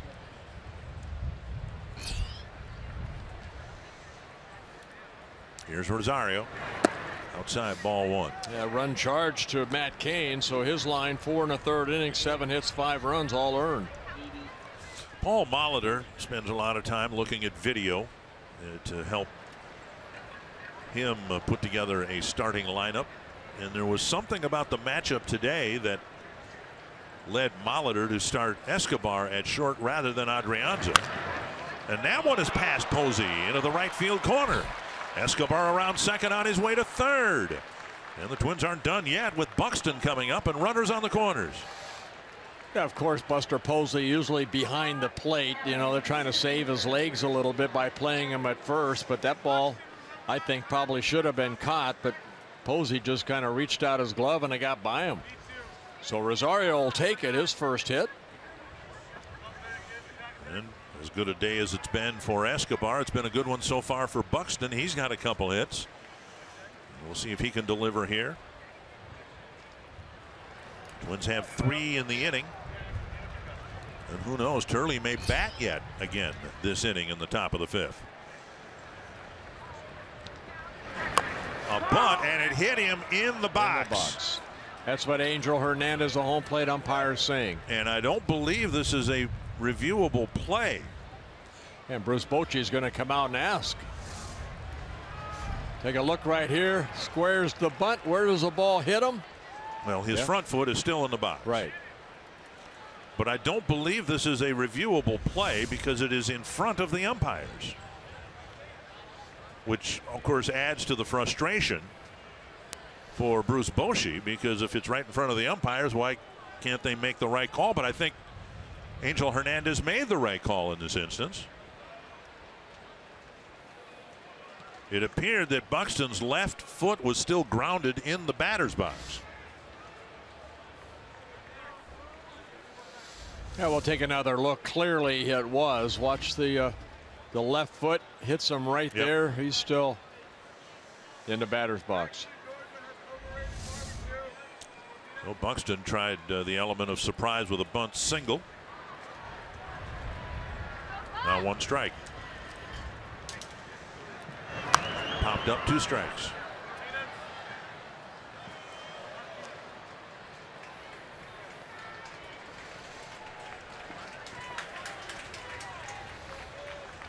Eighth man to bat here in the 5th.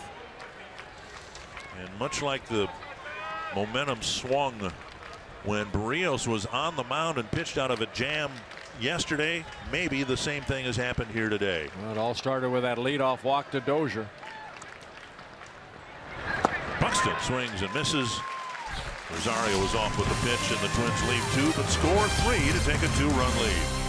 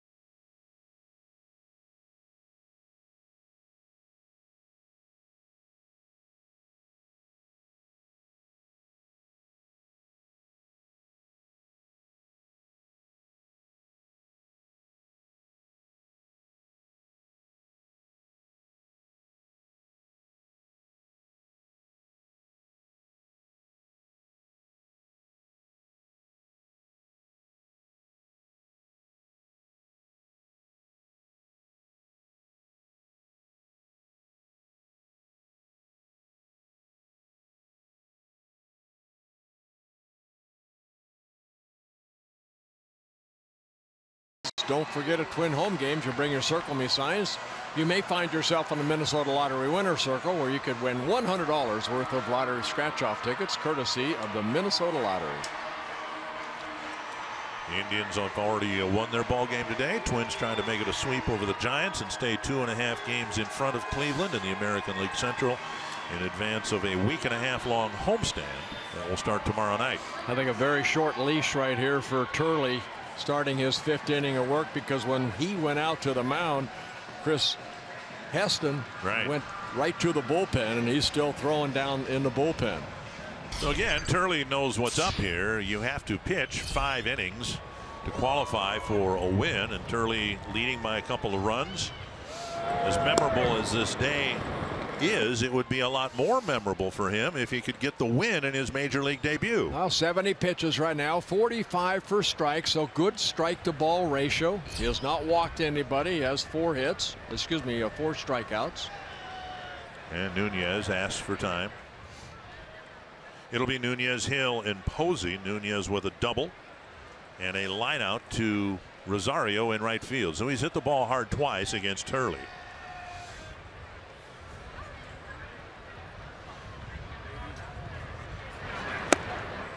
And that spun out of his hand, ball 1. It's a couple times I've seen him do that with that breaking ball, leave it up on the first pitch. About a 1-2-3 inning.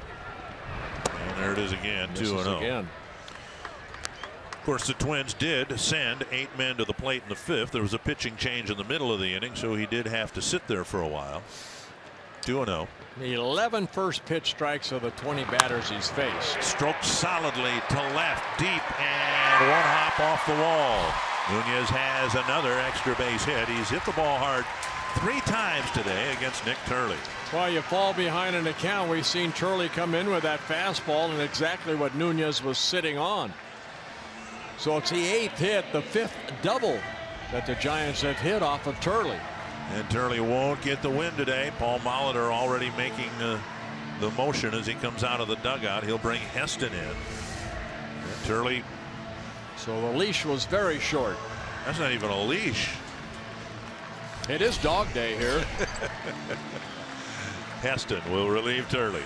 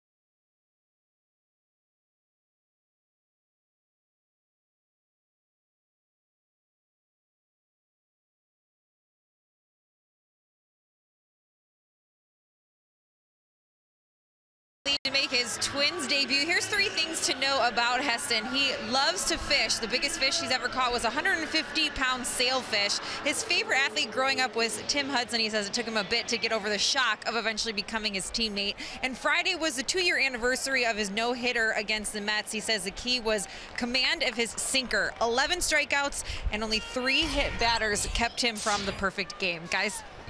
And he comes in with a runner at second and nobody out, and he delivers strike 1 to Aaron Hill.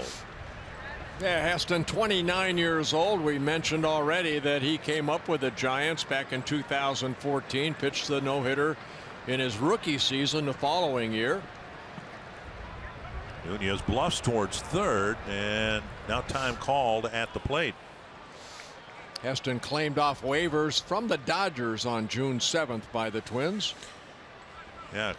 In addition to it being an interesting road trip, it's been a fluid road trip in terms of the roster. The Twins made room for Turley to start today. And a few days ago, they picked up Heston on waivers. Toward the hole, scooped up by Escobar, and Hill retired. No place for Nunez to go. One away. Yeah, good slider right there. He gets the out, and the runner stays at second. They showed a picture of Heston on the scoreboard here on Friday. They got a nice round of applause. 9 innings, 11 strikeouts. He did not walk anybody, but he did hit 3 guys in that ball game. There's no other pitcher in Major League history to hit at least 3 opposing batters while completing a no-hitter. So he's got that going for him. Wasn't just that game. He had a good year for the Giants. He won 12 games in 2015 with a sub-4 ERA. Here's Posey, his former battery mate. You can see Posey celebrating with Heston. He was the catcher on that day in New York. Posey drove in a run with a hot ground ball fielded by Mauer in the first inning, then a fly ball to Rosario in right. Yeah, Heston in his major league career, 13 wins, 13 losses, an ERA of about 4.5, 33 starts. This is his 41st appearance.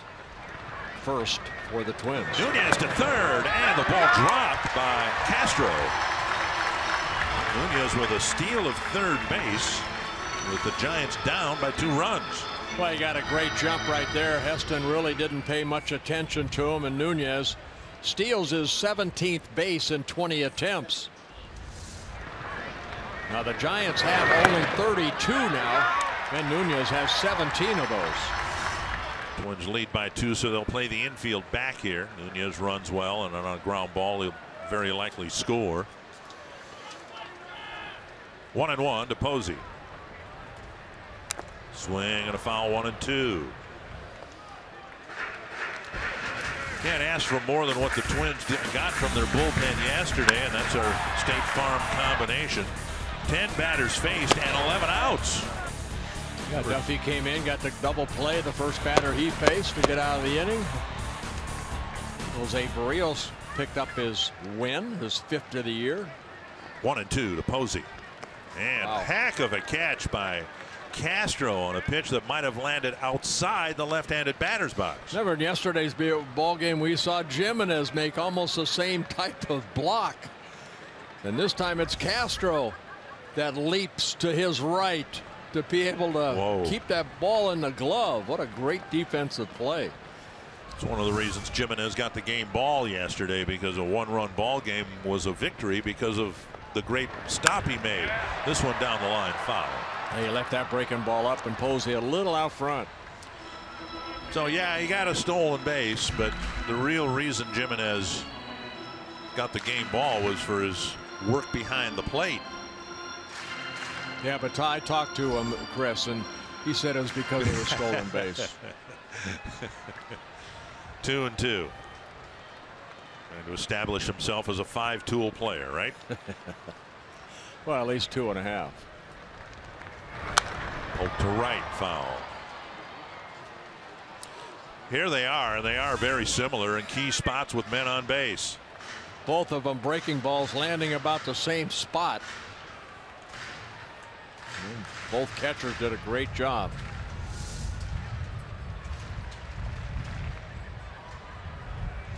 2-2 to Posey. Pence on deck.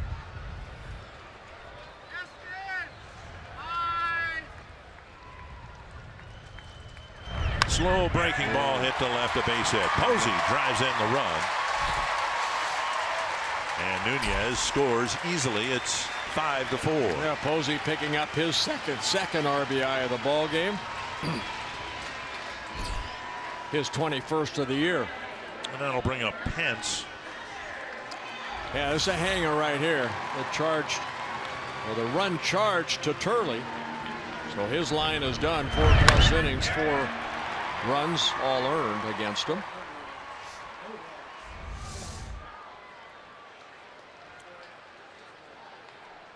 And now Hunter Pence, who cracked a double against Turley, leading off the 4th, and then scored what was then the go-ahead run.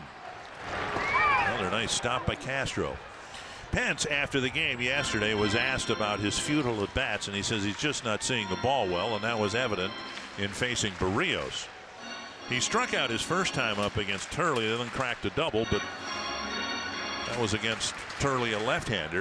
And we'll see how many breaking balls Pence sees from Heston here, as former teammates face each other again. Strike called, 1-1. Well, the double he hit off of Turley last inning was in his eyes, so he saw that good. I suppose if it's eye high, you should see it well. You should right? see it well.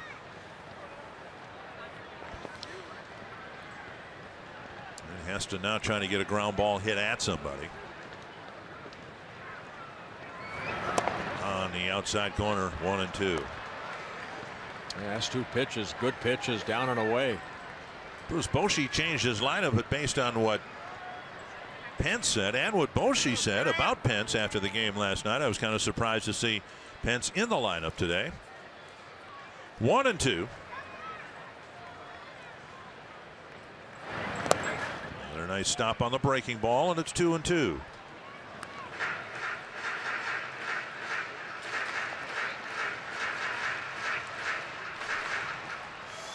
Heston started the season in the Seattle organization in AAA.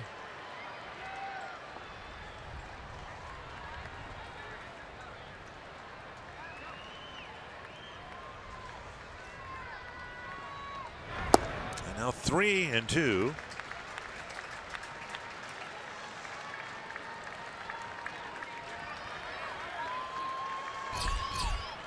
Heston with 193 big league innings and 78 big league walks. That is a bit too high.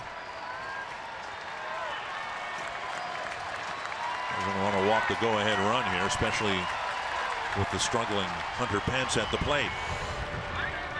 More activity in the Twins bullpen down the right field line. Yeah, Buddy Boshears was up. Looks like he's ready if need be. And Alex Wimmers, the right-hander, up. He just got up. Full count to Hunter Pence. Posey goes. Pitch tapped to short. And Escobar flips to first. And now the tying run in scoring position. Good move by the Giants sending Pence. Even though Pence, or sending a Posey rather, even though Pence has been prone to striking out. He put it in play, and now the base hit to the outfield might tie the game. Well, Heston against Pence. A couple real good pitches down and away. And then don't want to walk him. Pence making contact. Posey gets to second. Hundley 1 for 2. His single in the 5th drove in Pence for what was again then the go-ahead run.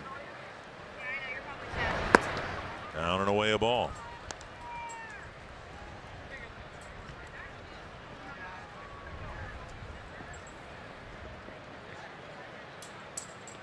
Heston showed up in Seattle after Santiago's short start. Twins needed some protection in the bullpen and unable to get into the game until today.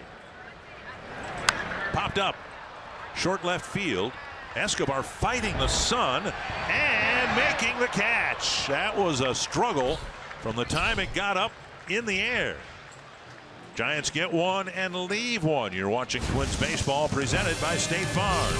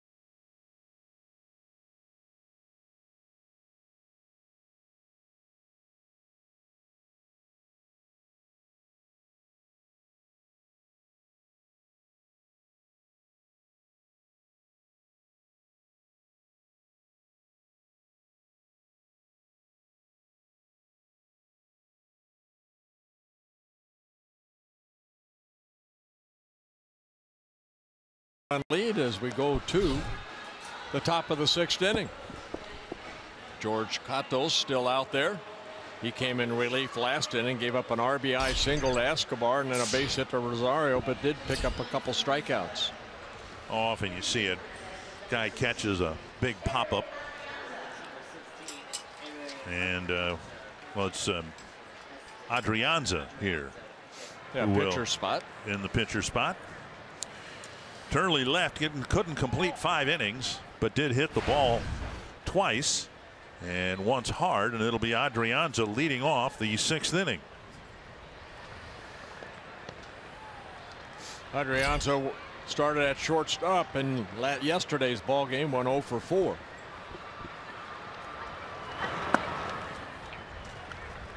And he takes ball 1. Former Giant, he'd like to get a base hit right here against his former teammates. Spent 4 seasons in a Giants uniform between here and AAA and the minor leagues. Up high now, 2-0.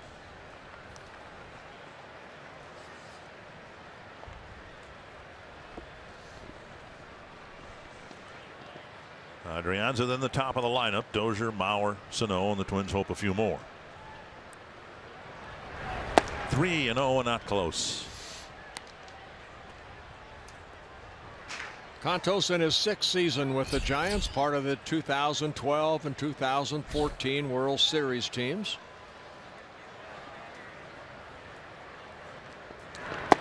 And a 4-pitch walk puts Adrianza aboard to start the 6th inning. And now Dozier, who has reached all 3 times, a first pitch single in the 1st, then a pair of walks.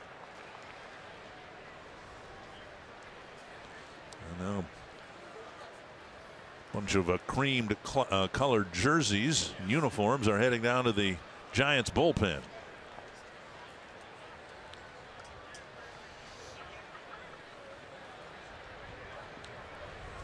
Adrianza can run a little bit. Don't know if the Twins are intent on stealing him to second. And they throw over there right away. He has 2 stolen bases in 3 attempts. Twins have 1 stolen base in this ball game. It was Robbie Grossman last inning.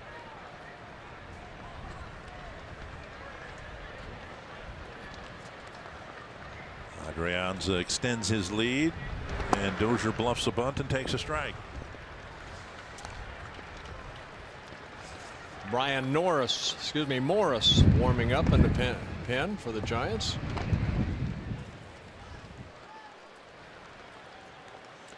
A blustery day here at AT&T Park. Twins hit a couple of home runs, and the wind is blowing out. Adrianza goes, and the pitch popped foul, out of play, 0-2. Adrianza got a good break. Yeah, he got a good jump there.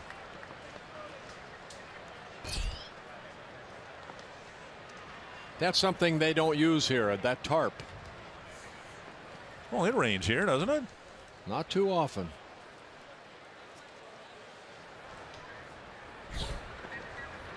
Is it a Miller Park? They have a tarp, even though there's a roof. Mm-hmm. Well, in case it leaks.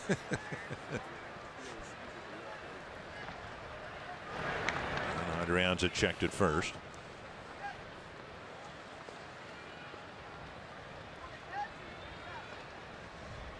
Twins have done a great job since the disappointing loss in Seattle the other night, responding right after the other team scores. They've done it a couple of times already here today. Adrianza doesn't go, and Dozier wraps one towards short. And Adrianza's forced, and Dozier reaches on a fielder's choice.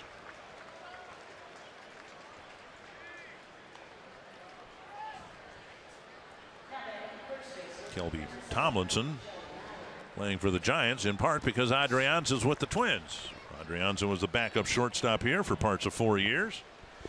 And now Joe Mauer slapped a single to left past Nunez in the 5th inning.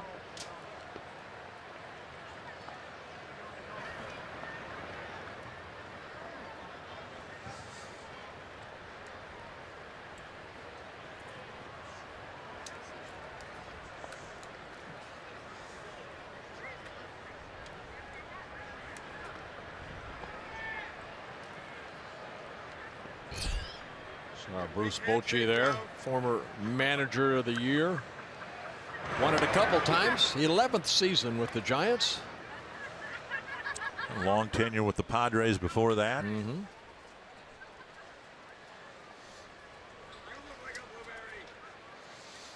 This is his 23rd year managing.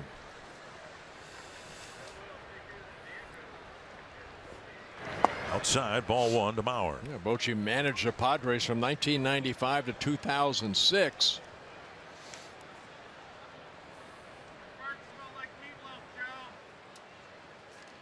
Good baseball man.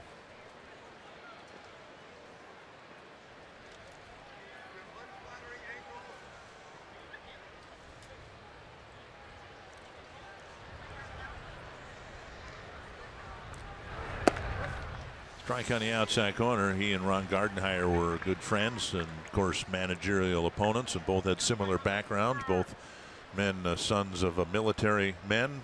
Ron Gardenhire born in Germany. Bochy born in France because of fathers in the military, the U.S. military. Dozier goes, pitches a strike on the outside corner, and Dozier has stolen second handily, and Angel Hernandez and Joe Mauer having yet another conversation.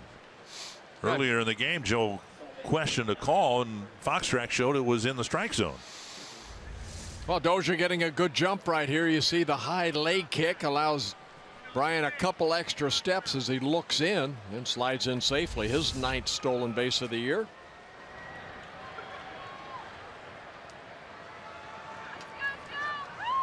One and two to Mauer. Hit to the outfield should score Dozier.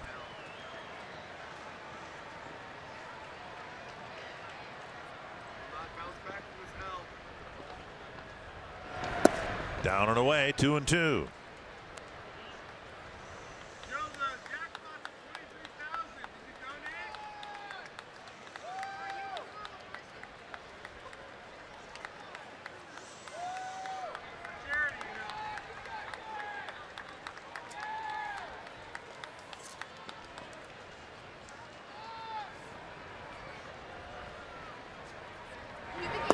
On the outside corner. And Joe doesn't like it. Has some words with Angel Hernandez. Oh. See if Sano can drive in Dozier. Let's take a look at the strike three call by Angel Hernandez. Well, clip the corner. Yeah. Two down.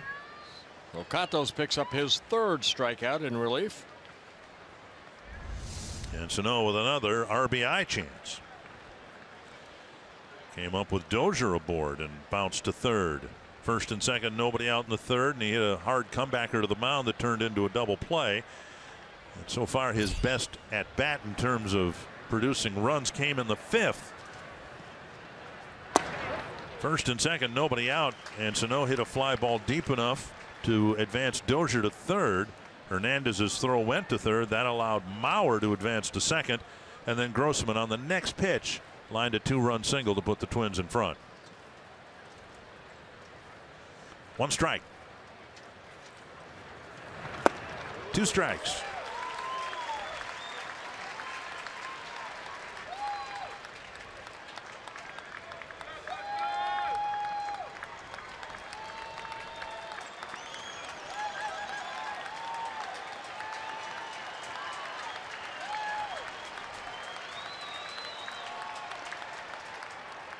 Santos trying to pitch around the 3rd leadoff walk the Twins have taken this afternoon. And he got Sano on 3 pitches. Dozier left at 2nd, and it's still 5-4.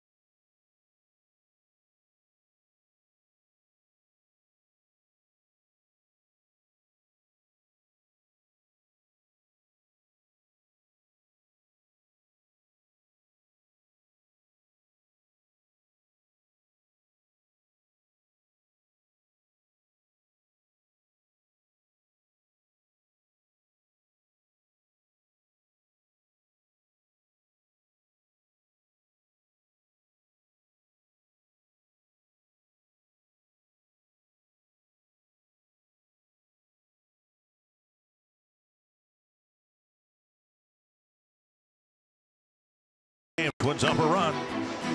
Well, with Giants up 2-0, back two solo home runs in the second inning made it 2-0, but then the Giants came back and took the lead 3-2 in the fourth inning. In the fifth inning, 3 runs put on the board by the Twins, highlighted by Robbie Grossman's 2-run single. Escobar picking up another RBI, his second of the ball game. And so the Twins won a 1-run ball game last night, leading by 1.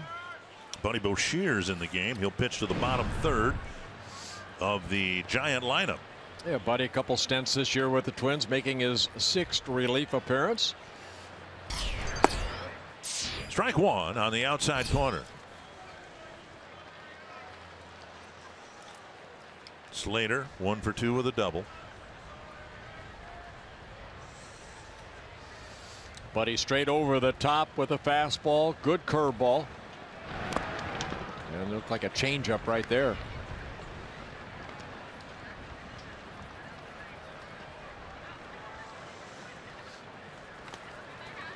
Twins getting 4 innings plus from their starter Nick Turley. Heston made his Twins debut.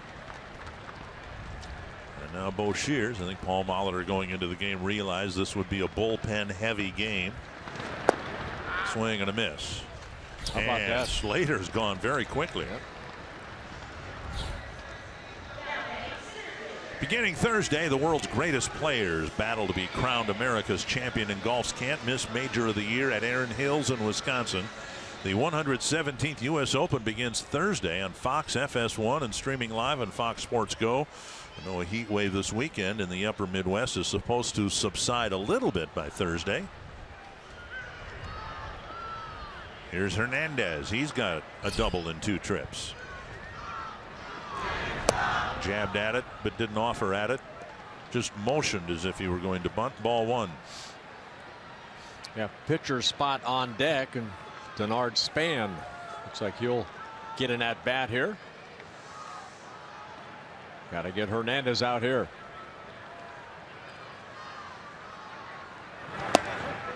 And he shaves the outside corner, 1-1.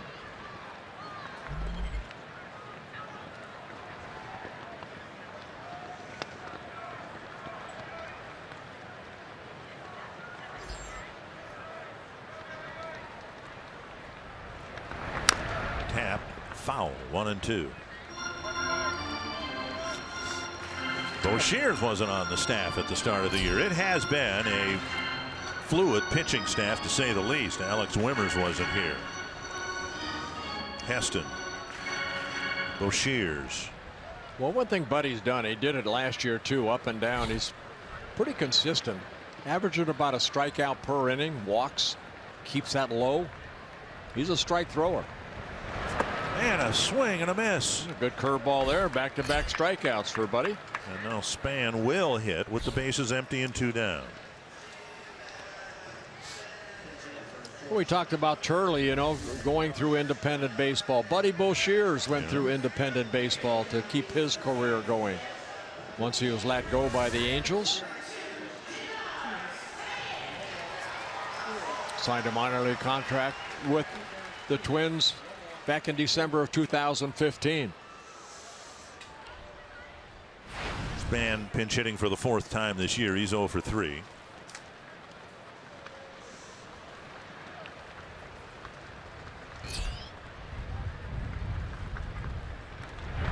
Breaking ball getting the inside corner. Span backing away from it. 1 strike. Tyler Duffy starting to loosen up in the Twins bullpen.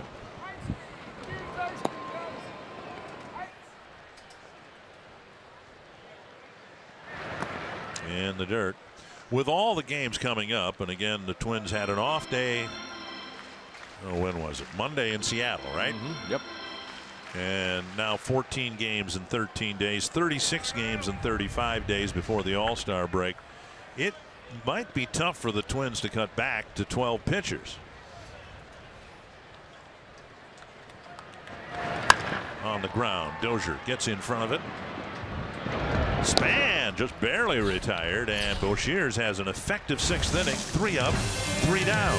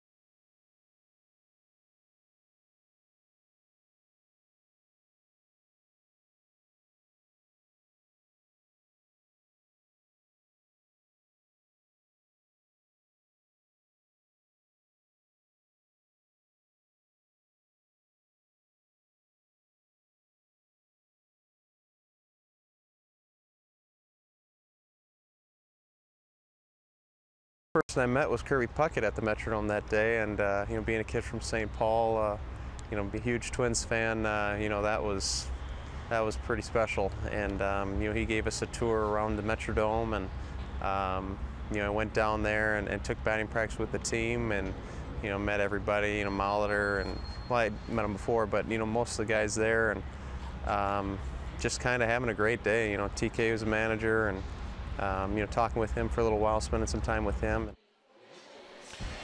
And he said we, and it was we. I remember his mother Teresa and his father Jake were there that day. And the Twins will have the #1 overall pick tomorrow, and gates open at 5:30. Draft beginning at 6. Special coverage on Fox Sports North, and we'll have the #1 pick, whoever it is, on our air. Excuse me, on our air tomorrow night. Josh Osich, the pitcher for the Giants, facing Robbie Grossman. Osich making his 16th relief appearance, the only lefty in that bullpen for the Giants. 0-2. Making his first appearance. Span staying in the game in center field. The pitcher spot now 8th in the lineup if you're keeping score at home. 0-2. Roller to short. Tomlinson on the run. Nice play to get Grossman one away. Oh, good hustle by Robbie right there, making it close. Paul Molitor was asked before the game today whether he knows who the Twins are going to pick #1 tomorrow, and he said, no, I don't. And if he did know, I don't know that he'd share with the media anyway. Yeah, really. But why would he? You know, the Twins will have the #1 overall pick, but I think Derek Falvey, Thad Levine have both approached it with the idea being that it's not just the #1 pick, it's the whole draft class that they will be judged on. I think by now they know who they're going to pick, but then all the other picks that they have throughout the draft that they're going to be more conscious of. Inside, 1-1. Angel, what is that? A strike zone for Ed? Castro 0 for 3. An outfield fly, an outfield line out, and then he was called out on strikes in the 5th.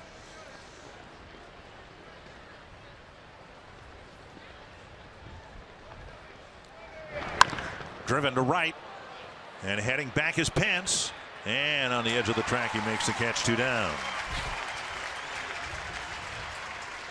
Join us at Target Field tomorrow as the Twins select the first-round draft pick prior to the 7:10 matchup with the Mariners. Gates open at 5:30. Special programming beginning immediately. You can learn about the history of previous Twins draft picks and receive inside info from members of the Twins baseball operations team. Shortly after 6 o'clock, the Twins will select the first pick in the 2017 draft. 2 down. Here's Escobar now hitting as a right-handed batter. And he takes a pitch outside, ball 1. Yeah, Escobar a home run in the 2nd inning, a single in the 4th, and then picked up another RBI with a single in the 3-run 5th inning. Batting average has already picked up 20 points today.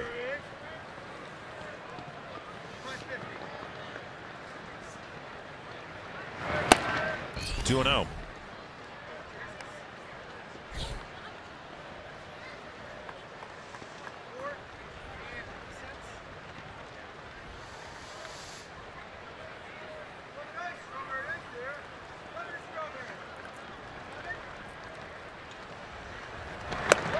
Three and 0.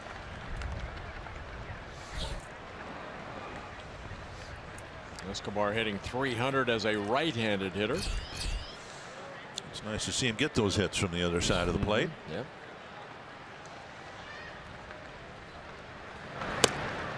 And a 4-pitch walk will put him aboard and get Rosario to the plate.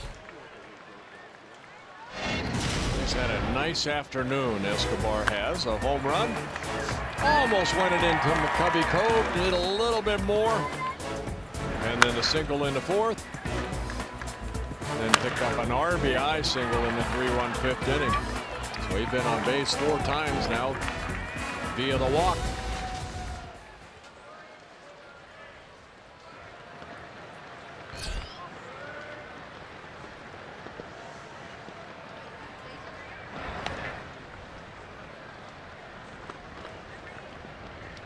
Rosario single his last time up.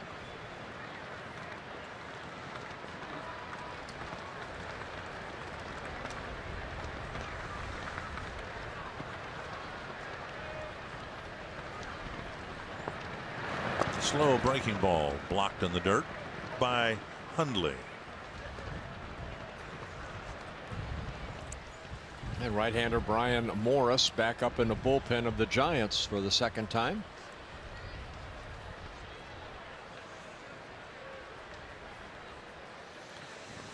And over on the good guy's side, Matt Belisle. Pitched a good inning yesterday. Twins hope to get one out of him again today. High and tight, and it's 2-0.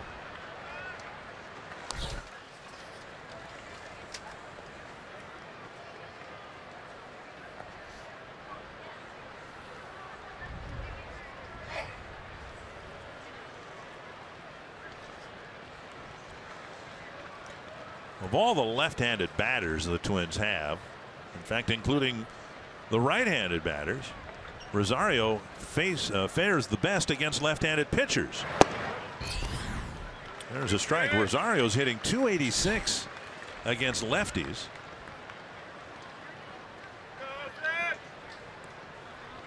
And the only regular players hitting better than that against lefties, there's only one. That's Brian Dozier. He's hitting .333 against them, and Escobar hitting .300, as you said. Swing and a miss, and it's 2-2. You'd like to think that with 2 outs that Rosario's got a good chance here of extending the inning at least and getting Buxton to the plate. Well, he picked up a base hit in his last at bat. He's a left-handed hitter, gets right on top of the plate. And when you look at Rosario, that angle that we just showed right there, his hands are almost on the inner part of the plate.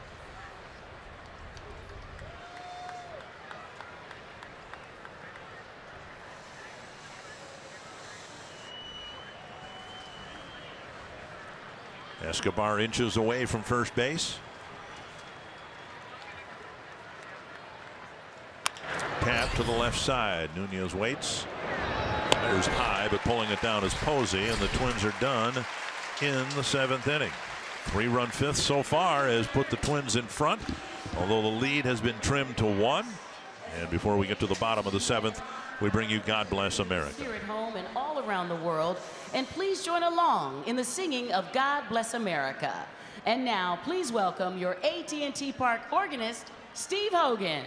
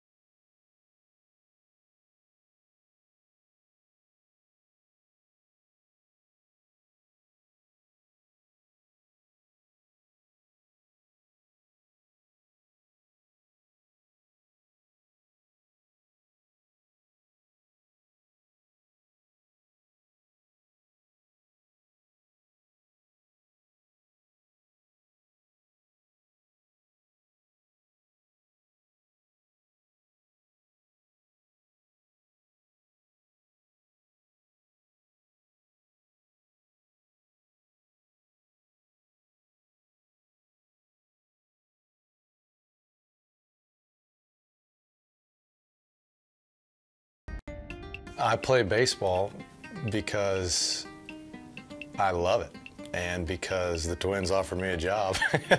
No, it's what I've always wanted to do. I play baseball because it's been the dream since I was a little kid. And he's been good at it.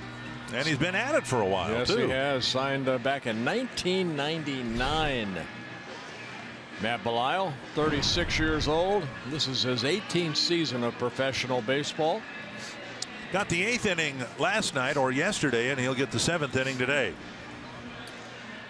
One shutout inning yesterday, threw 9 pitches, 8 of them over the plate. A 1-2-3 8th inning. And on that basis, Paul Molitor feels comfortable asking him to pitch in the 7th. And then in the 8th, it might be Duffy, it might be Rogers. We'll see who the scheduled hitters are. Ball 1. Kelby Tomlinson, Eduardo Nunez, and Aaron Hill, 3 right-handed batters facing Belisle, and now he falls behind 2-0. Are all lefties on the bench. Span's already been used. Brandon Belt, Joe Panik, who we don't think will be used. Brandon Crawford, swing and a miss. So Bochy probably not going to pinch hit in the front of his lineup anyway, and if the Twins come back with Rogers later in the game, that might keep the rest of the San Francisco bench on the bench. 2-1, and now 3-1.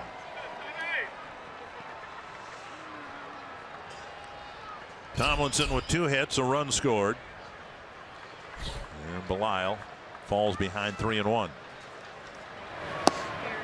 and he walked him. A leadoff walk. That's not good. And now we'll see if Nunez is asked to bunt here. Nunez already a couple doubles in 3 at-bats. Scored a couple runs for the Giants here this afternoon. Fox Tracks presented by Carrier. All 5 pitches to Tomlinson. The last one outside.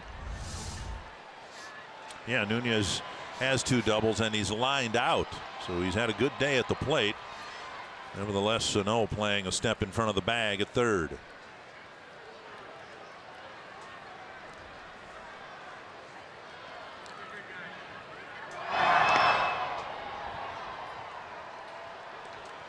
Twins bullpen outstanding. Getting 11 outs from 10 batters, starting with Duffy's double play grounder in the 6th inning.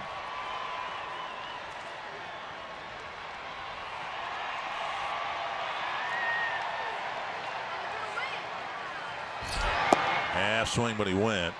Heston gave up an RBI single, but it wasn't his run in the 5th. And then Boshiers had about as quick a 6th inning as you could ask. Well, Nunez has never faced Belial. Took a big curveball right there. And oh, see, boy, he didn't. There's no chance that he swung at that pitch, and the home plate umpire said he did.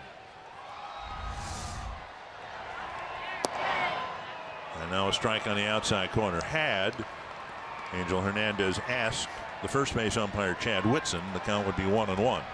I take it back. Nunez has faced Belial. He's 2 hits and 3 at-bats. Couple base hits. Those at-bats may have come last year when Nunez was traded over to the National League. Tap toward the hole, and there'll be no play. Nunez knew, or Escobar rather knew, he had no chance to get Nunez at first. And Tomlinson runs well, and it'll be an infield hit, first and second. Yeah, good speed on the bases. Tomlinson very quick getting from first to second. Escobar thought about it, but knew better. So an infield hit. Nunez picks up his 3rd hit. And now Hill might be asked to bunt. Nunez a 300 hitter. Hill is hitting under 200. And Posey's on deck. So Belial, in part because of the leadoff walk, has worked himself into a pickle here in the 7th inning.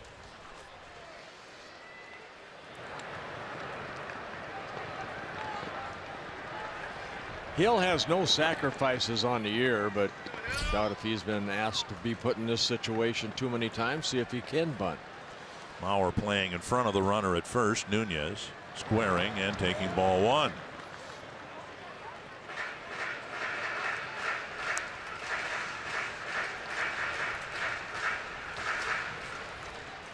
Looking down at Phil Nevin, the 3rd base coach for the Giants, going through a set of signs. Phil Nevin had a good career as a player, now coaching.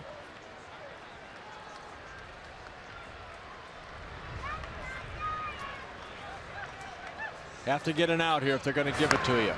Bunted foul.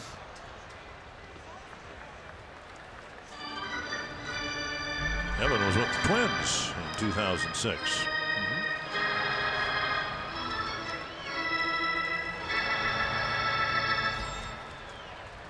Big spot here for the Giants. They've seen the Twins win the first 2 games of this series. Trying to at least get the game tied up here. Hill in his career with Toronto, the Diamondbacks, Milwaukee, Boston does have 19 sacrifices. So he's done it before. Mauer in on the grass now at first base, and Sano on the edge of the grass. Swing and a miss, and it's 1-2. Hill struck out against Turley on a check swing in the 3rd inning. Drove in the first run of the game with a drive to the gap in left center, hauled in by Buxton. Belial could use a strikeout here.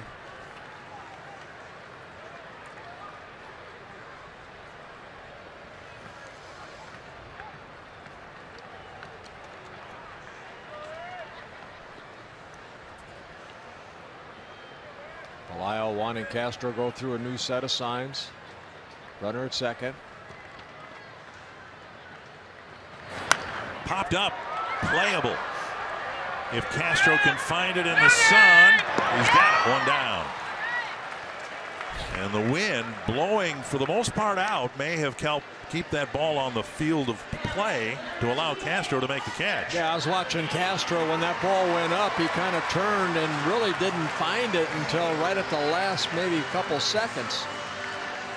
We always talk about the high sky in Oakland. Well, sky's just as high here, right? When the sun is out like it is. Yeah, I don't think the sky is any lower here than on this side of the bay. There.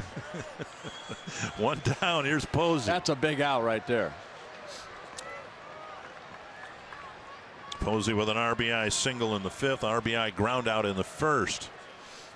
Well, Belial faced Posey in yesterday's ball game, got him to ground out to Joe Mauer.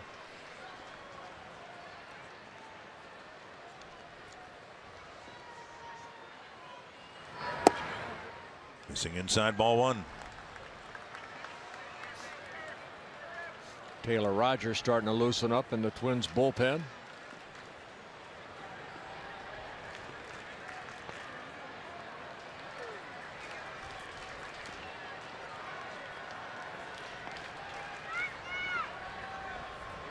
Sometimes those are the little things you don't do. I mean, he swung at, strike through 2 rather than maybe trying to bunt again.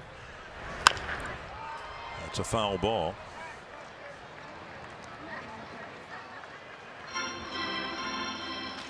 That's why that was a big out. Yeah. There's Taylor. And if the Twins use Rogers, it would neutralize any options that the Giants would have with their bench, since they're all left-handed batters. This man has already been used and remains in the game. 1-1 to Posey. How about a ground ball here? Pass there. Sano and Tomlinson will score, and they are waving Nunez around as well. A 2-run double, and the Giants take the lead. Well, I wanted a ground ball, but not right down that third baseline. Almost what Nunez did in his first at-bat in the 1st. Posey driving in a couple more runs, has driven in 4 in this ball game. Came into the game with 19 runs batted in. That's it, and he's got 4 today. And Belial's leadoff walk was an omen, I guess. Fastball in, Posey opening up quickly. And Sano playing off the line a bit. The ball gets by him into the corner. And with the speed on the base pass, Nunez scores all the way from first base. And now Hunter Pence.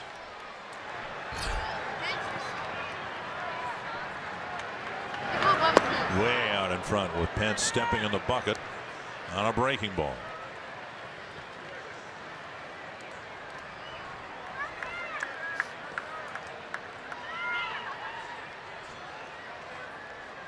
Giants back in front with at least 2 here in the 7th.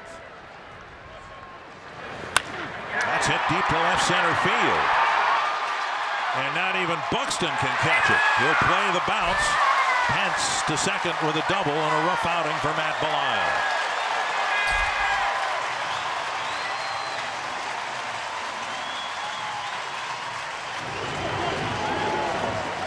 A leadoff walk and 3 hits. And so far 3 runs against Belial. And second double for Pence in the ball game, picking up his first RBI of the ball game, his 19th of the year.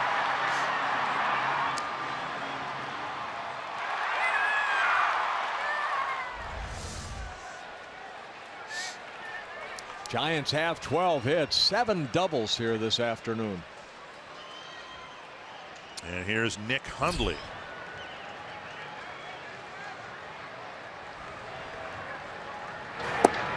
Outside, ball 1.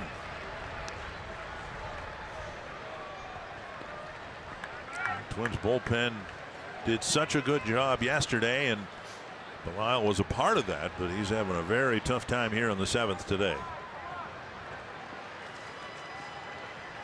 1-0 to Hundley. Liner caught by Escobar for out number 2.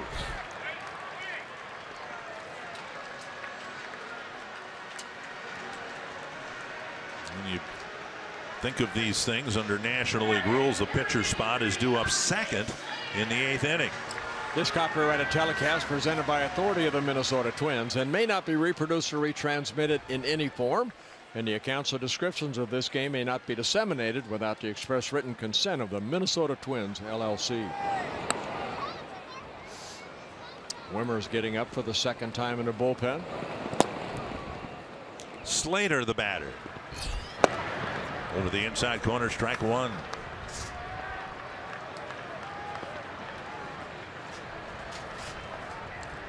Matt's had some of these outings where he's gone out and given up 3, 4, 6 runs. That one outing he had.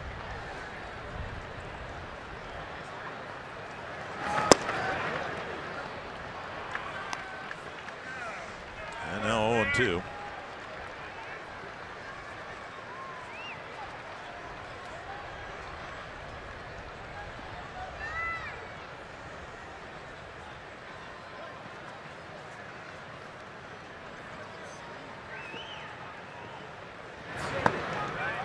Outside. Slider just missing down and away.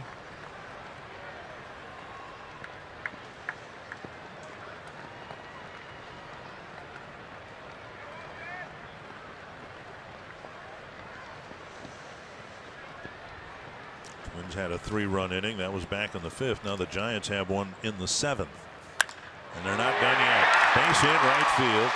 Rosario spins and fires. Throw coming through, but not in time. And now the Giants have a 4-run inning. And this is another one of those innings you were talking about for Matt Belisle. A crooked number from a pitcher who's asked to pitch 1 inning at a time. Yeah, Slater picking up an RBI. His second hit of the ball game. He doubled in his second at bat. High fastball, inside out swing. You see, that's where Castro wanted that ball, maybe a little bit higher. And Paul Molitor's coming out. Rough outing for Belisle. The leadoff walk and then 4 hits, and even one of the outs was hit very sharply, and Belisle checks out with the Giants expanding their lead.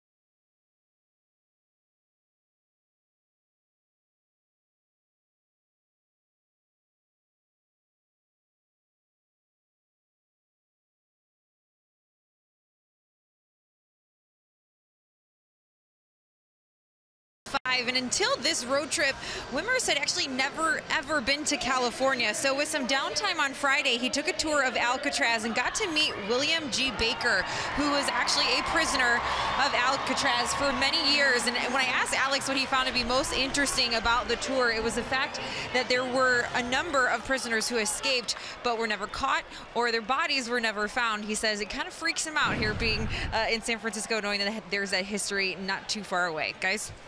Yeah, Clint Eastwood even did that. He escaped from Alcatraz. In a movie. Well, yeah, but he did it. Brandon Crawford comes off the bench. He'll hit here. He was already announced.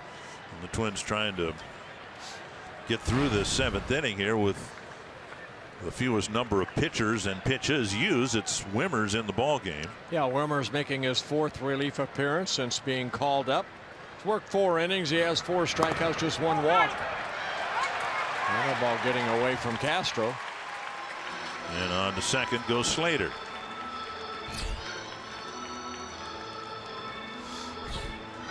A pass ball charged to Castro, allowing Slater to get to second.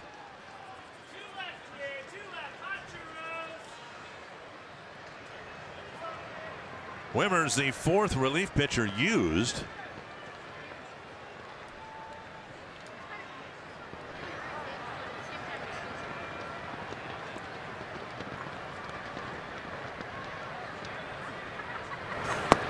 Down and away a ball, and it's 3-0.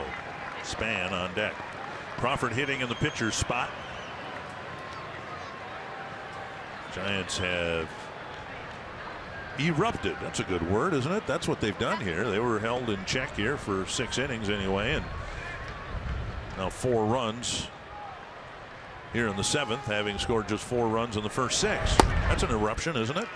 Yeah, for this offense it is. Yes, it the is. Giants have really been struggling scoring runs, as I mentioned before. And now Crawford walks first and second, and here comes Span. Buddy Boucher's had a quick 1, 2, 3, 6th. Up in the zone, then missed down, and then inside. So Wimmers come in, walks his second batter, making his 4th relief appearance. Span, the 9th man to bat. Yep.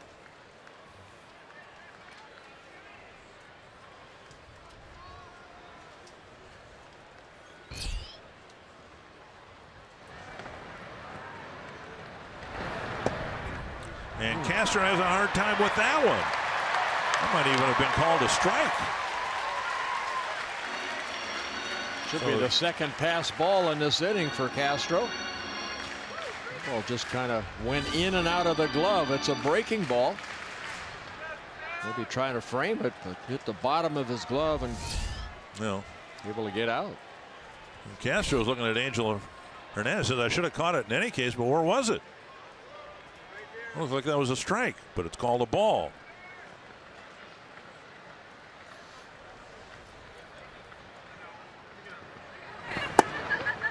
And there's a strike, 1-1.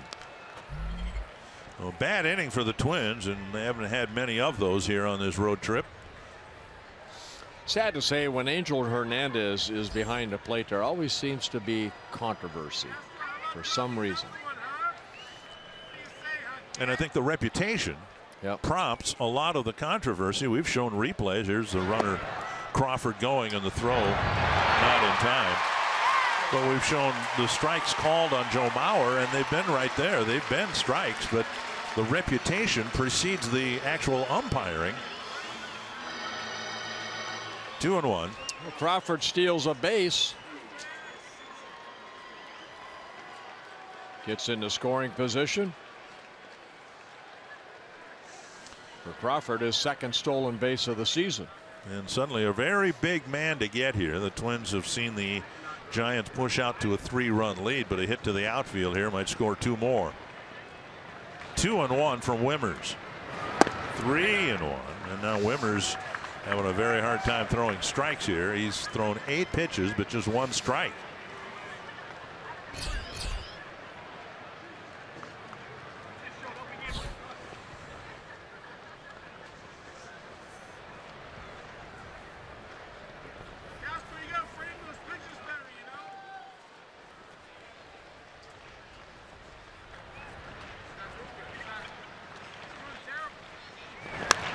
Fouled back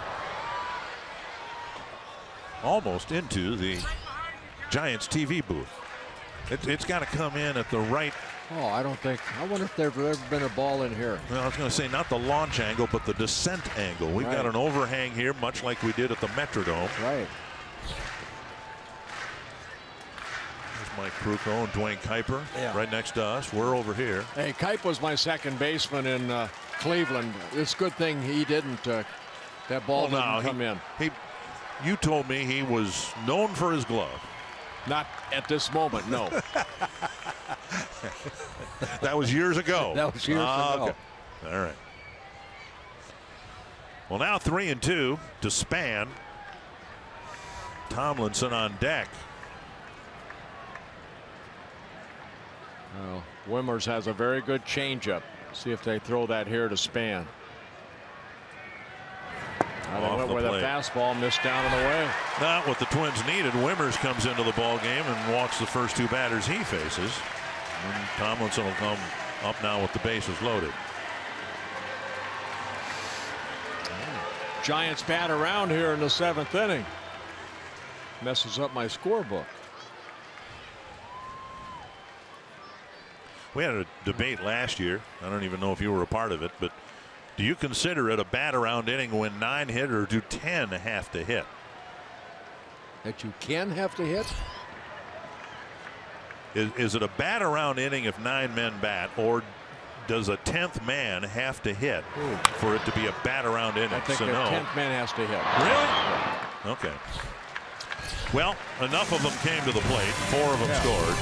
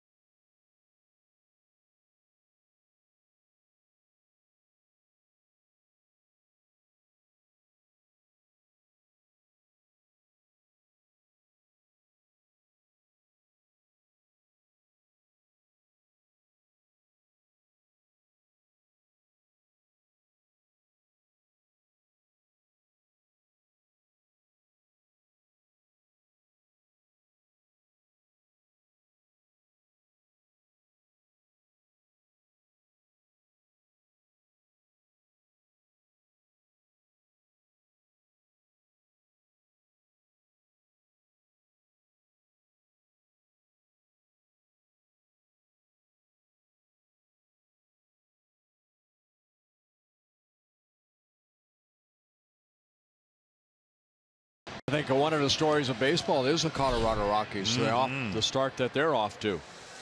Well, Byron Buxton will hit against Hunter Strickland to try to get something started as the Twins find themselves down now by 3 runs and 2 innings worth of at-bats to go. Strickland, as we told you yesterday, has appealed his suspension of 6 games after his altercation with Bryce Harper.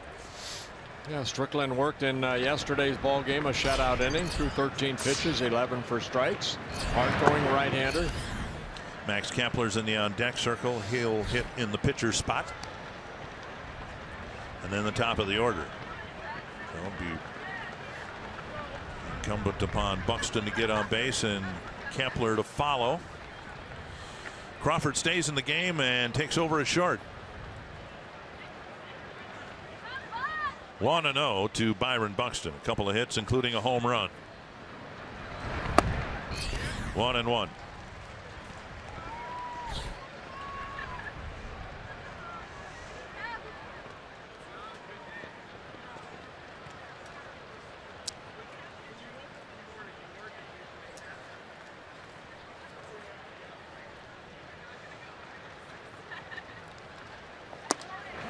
Strike called, and it's 1-2.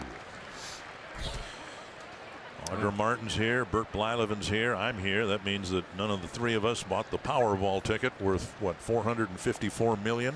Somebody in California bought. Somebody won it in California. Oh, good for them. But it wasn't me, and it wasn't you, and it wasn't Audra, or we wouldn't be here. Buxton strikes out. Oh, good breaking ball again. It seems like every time Buxton gets 2 strikes on him, the clubs throw that slider down and away or something down and away, and Buxton a strikeout victim. Tuesday, June 20th, it's University of St. Thomas night at Target Field. A limited number of St. Thomas theme night ticket packages are available that include a game ticket and a purple and gray Twins cap. Learn more at twinsbaseball.com/St. Thomas or call 800-33-TWINS. What would you do if you bought a lottery ticket, just one, and won $454 million? Boy, I'd probably have a lot more friends. They come out of the woodwork. Including me. I'd come out of the woodwork for that. I'd take care of my kids. Okay. That's what I would do. And, you know, we worked together 22, 23 years. Not a chance. How about you? Would you give me some of that if you won? Be honest. I would buy Mike Trout, not just his contract. You just like Mike Trout? I'd buy Mike Trout. Back to the mound. I won't ask you why. But well, it's obvious, isn't it? Can always use someone like Mike Trout. Wait a minute. I could probably get him for cheaper. He might be making more than you're right. just won. I'd probably get him for a discounted price now because he's on the disabled list. Kepler retired 2 down in the 8th. You know, this is a beautiful ballpark. The only negative that I hate to talk negative are these chairs that we sit in. I start up high and all of a sudden you end up almost sitting on the ground. Well, that might not be the chair's fault. You think it might be my weight? Could be. I see you kind of leaning down a little bit too. I'm still at the same elevation I was at the start of the game. Well, then you're at the low side. Try pulling this chair up a little bit, and then 5 minutes later you're sitting on the ground again.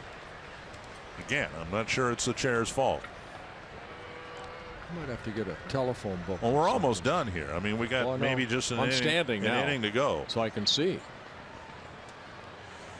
1 strike to Dozier. Joe, how are you feeling about this game so far? Up and away. 1-1. Dozier's had a good day at the plate. Single, couple of walks, a run scored, reached on a fielder's choice, stole a base.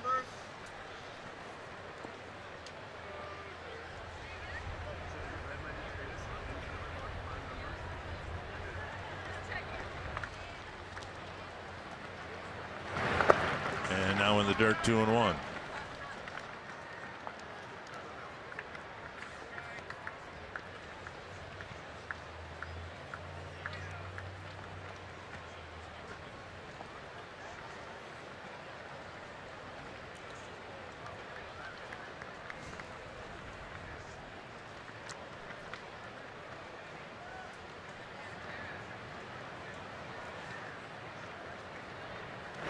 Check your swing. 3-1. Mauer on deck. He went. He went around. Tell him, Joe, he went, didn't he?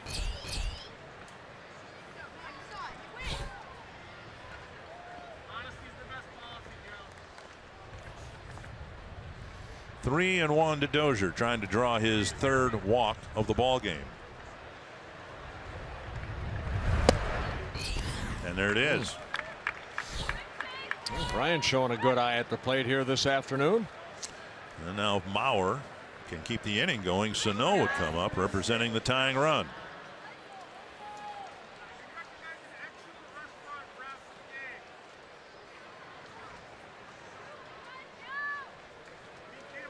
Mauer on the day has a single and a walk. 1 for 3.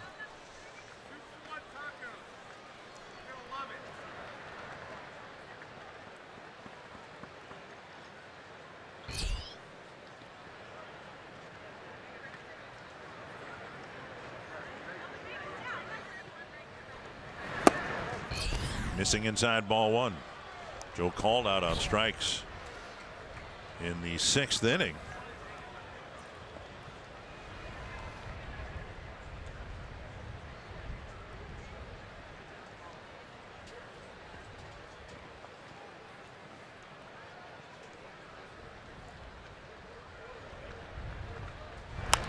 And fouled away. 1-1. Well, you're sitting down again, so.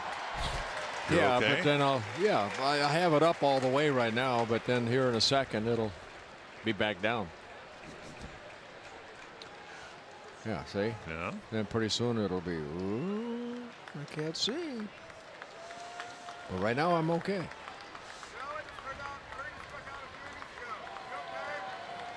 1-1 to Mauer.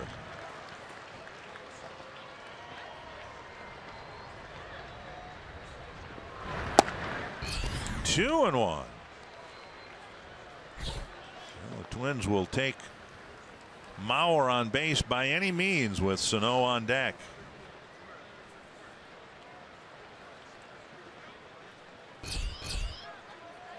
It was the leadoff walk that spelled the beginning of the end for Matt Belisle, and now the Twins are trying to do something with Strickland's 2-out walk in the 8th.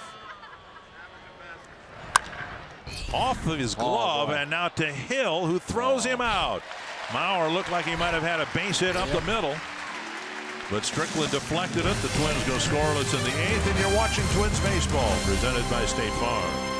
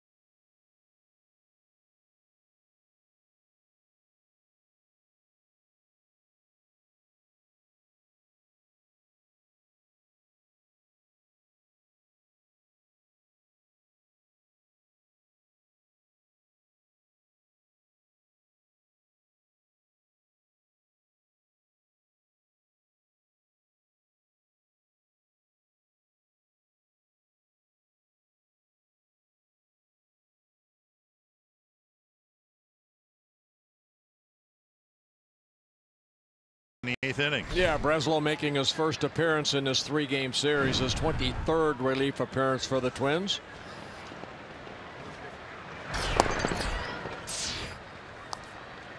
And first pitch, ball 1 to Eduardo Nunez, who has had a very good day at the plate. He's hit the ball hard 4 times, 3 hits to show for it.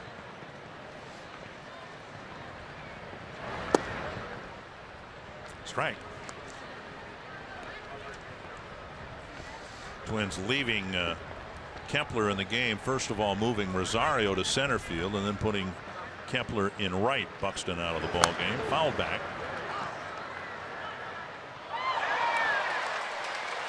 One and two.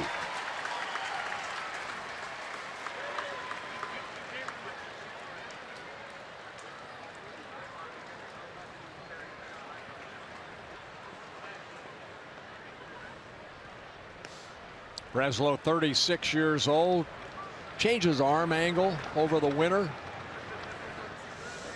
More of a pitch to contact type pitcher. Fouled back. Breslow coming into this outing in 21 innings. He has 10 strikeouts, 6 walks. And much more effective against left-handed batters, as you might expect, with a more sidearm delivery.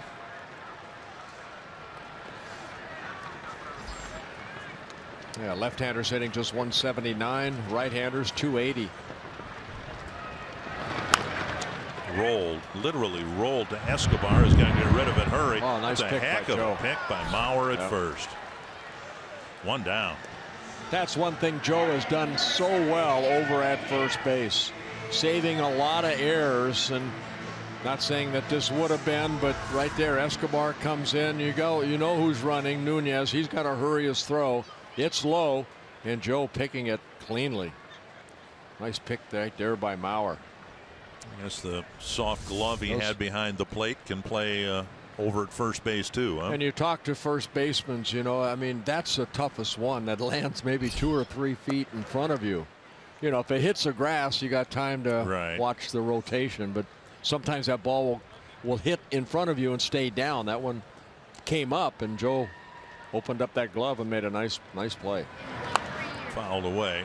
To me, anything in the dirt is a toss of the coin almost, because they're, you know, runners are running, first baseman, you know, there's a lot of traffic right around first base, and the dirt gets churned up. They of course drag the infield a couple times during the game usually, but still that area right around the bag, a lot of footprints. Yes. 2 strikes and now a ball.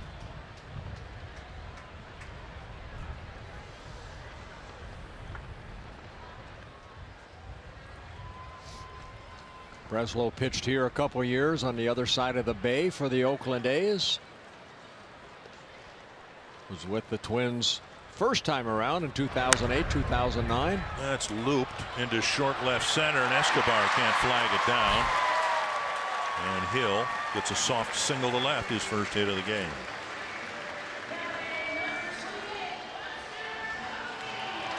And that'll bring up Buster Posey.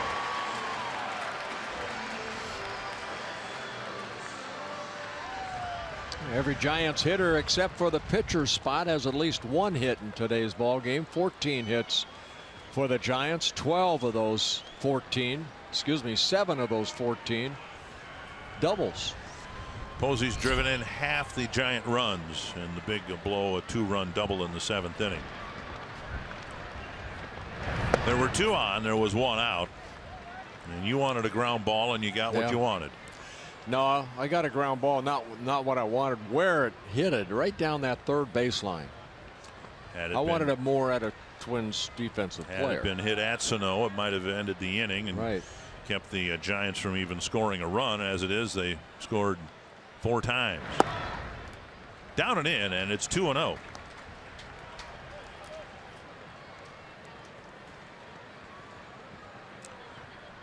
Hit a hard grounder to Mauer's left in the first inning. Mauer made a nice play, but a run scored.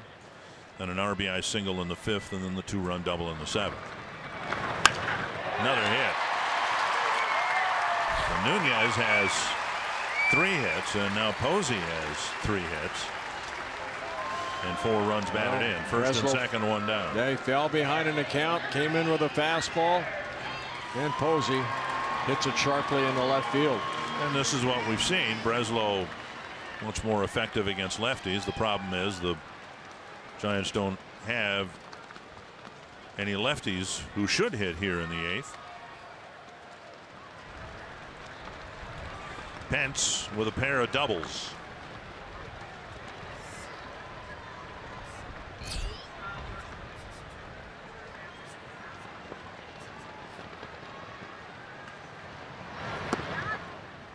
Speed pitch on the outside corner, strike 1.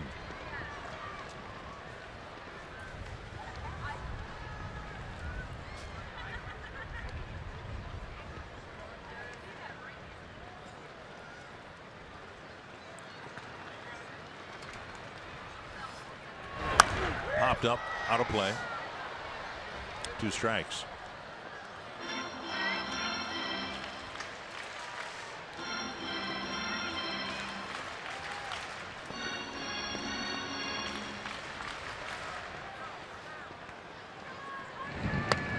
Morris and the closer Mark Melanson warming up. Yeah, Morris up for the 3rd time in their bullpen. He may come into the ball game if the Giants add to this total. Right now it's a save situation. Hit high and deep to center field. Rosario's out there and it one-hops the wall. Front runner will score, and Pence has his 3rd double of the ball game. Hill coming in from second base. Yeah, Pence picking up his 2nd run batted in on his 3rd double. So Nunez with 3 hits, Posey with 3 hits, and now Pence with 3 hits. High fastball right over the head of Rosario to the 399 mark here at AT&T Park. I was surprised that ball didn't go out. That ball was really stung. All 3 doubles for Pence have been stung. And now Hundley will be intentionally walked to fill the bases. And Slater will hit. No activity in the Twins pen, so whatever number the Giants put up here in the 8th inning, Breslow's going to have to wear it. 4 straight of reach now.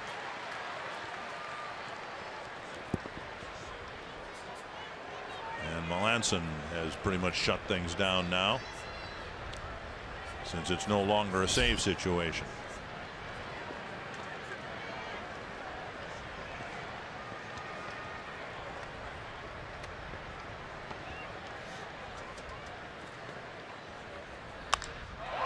To right center field, to the gap toward Triple's alley. Appropriately named.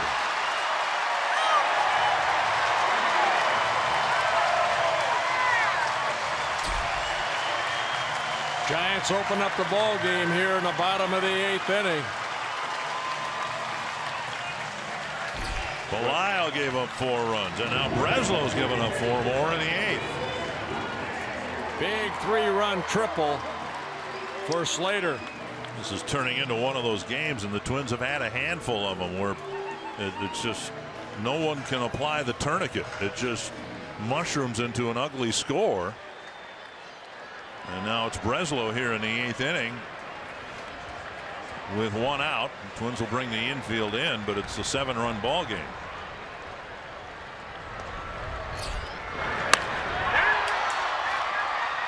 And Kepler with a diving catch in right. The throw home not nearly in time. And now it's a 5-run inning. Credit Crawford with a sacrifice fly. Nice play by Kepler right there. That ball was sinking a little bit, and Kepler came in, made a nice diving catch for the 2nd out. So the Giants, who have been having trouble scoring runs, scores 4 in the 7th and 5 so far here in the 8th. It's kind of like that Houston series at home. Awful late inning crooked numbers.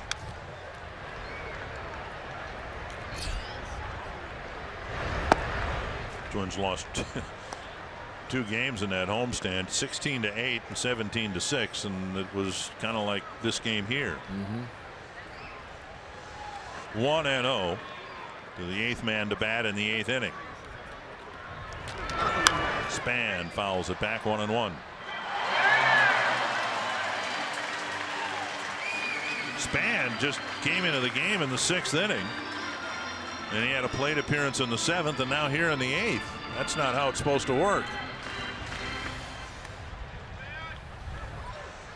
Sam Dyson, newly acquired from the Texas Rangers.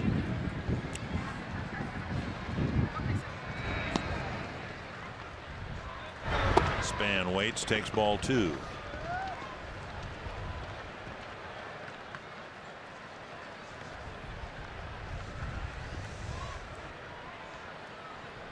Twins at one point had a 5-3 lead. 2-2 to Span.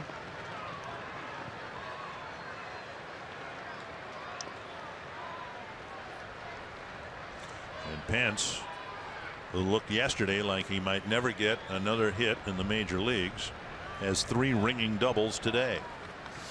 And the 13 runs scored by the Giants. That's the most runs they've scored since August 28th of last year versus the Braves.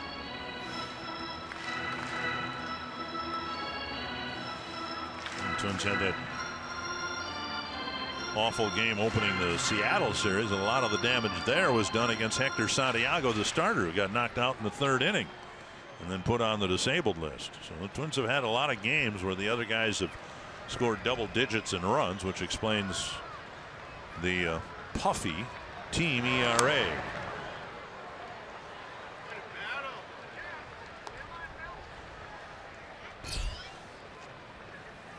Twins had 4 games in May where they gave up double digits in runs, 2 early in the month, 2 late in the month. Now already here in the month of June, twice.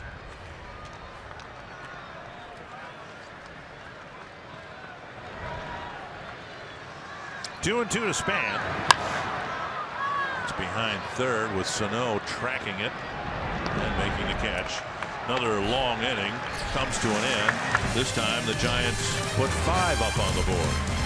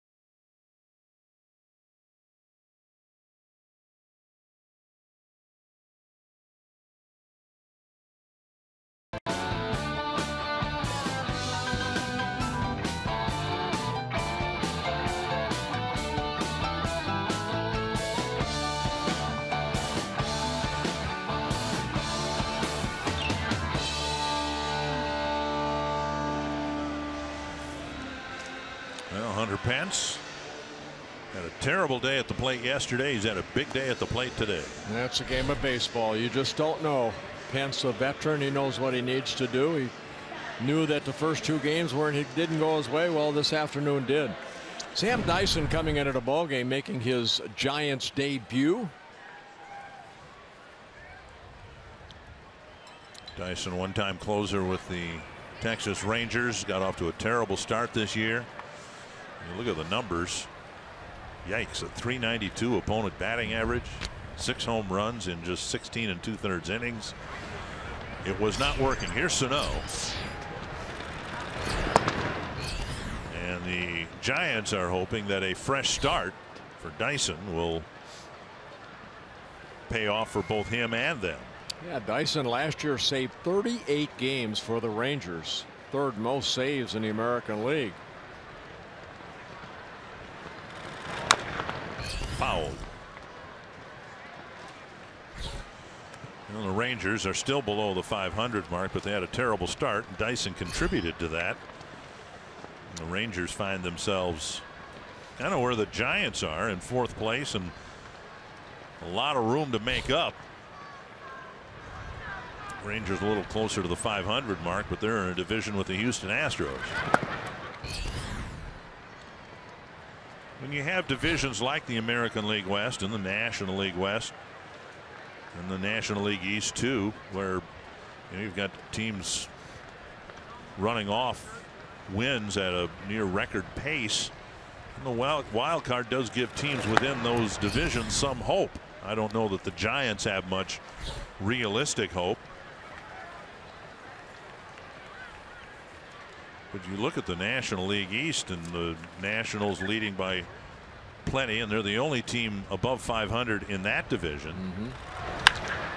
Lace to left, a rocket that won't be caught simply because there wasn't much time that the ball was actually in the air, and it got to the wall in a hurry. Sano cracks a double. And for Sano, his first hit in the series here in San Francisco.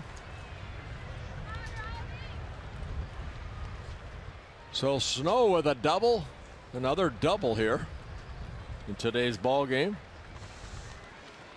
And that'll bring up Grossman. In the National League as a whole, there are only 5 teams with a winning record.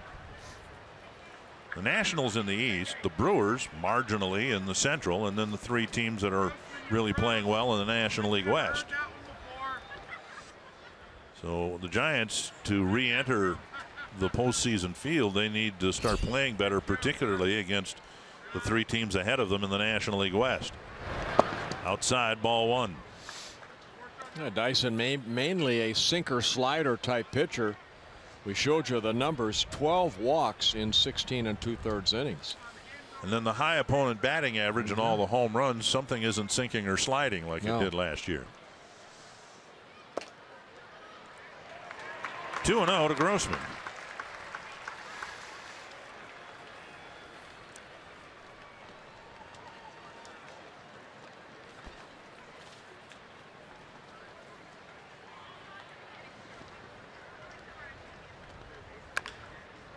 Dribbled foul.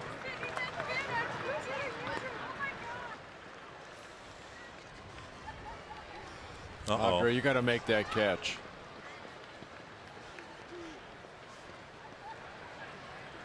Did we have an error in the photo there from Audra? I believe Audra had it, and then she dropped it. And now she's hiding in the corner. And Sano tries to advance to third. He'll make it. And Grossman will reach as well. Crawford at short might have been distracted with Sano cutting in front of him. It's like an eclipse. Well, he looked like he had a little trouble getting that ball out of the glove. So Grossman will get credit for an infield hit out of this. Yeah, Sano taking a chance right there. You see the bobble right there. Crawford never really got a good grip on that baseball. So Grossman picks up his second hit. Should be. Unless they give Crawford an error here. But they don't have one listed. All right, well, first and third, nobody out. Here's Castro. Outside, ball 1. The last thing that Dyson needs is to have a rocky inning like the type of inning that Belisle and Breslow had here tonight. He's trying to get off on the right foot with a new team.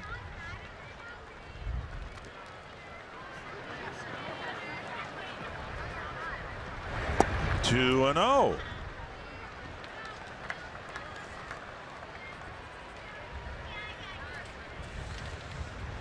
Twins would love to send a bunch of men to the plate here, and as they work through the bottom of the order, they have Kenny Vargas and his power left on the bench. Long way to go, but a good start to the ninth. And that's behind Castro. And Grossman will go to second. Yeah, Dyson slipped on the mound. So a wild pitch will get Grossman to second base. And Hundley to the mound.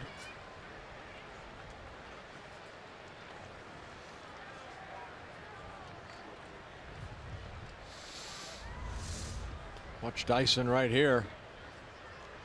See that landing foot slipped. Look, he didn't get hurt. Right. If you keep a score, they do give Grossman an infield base hit. Twins with 11 hits on the board. And a wild pitch sending him to second. 3-0 to Castro. Escobar on deck. Come on, guys, triple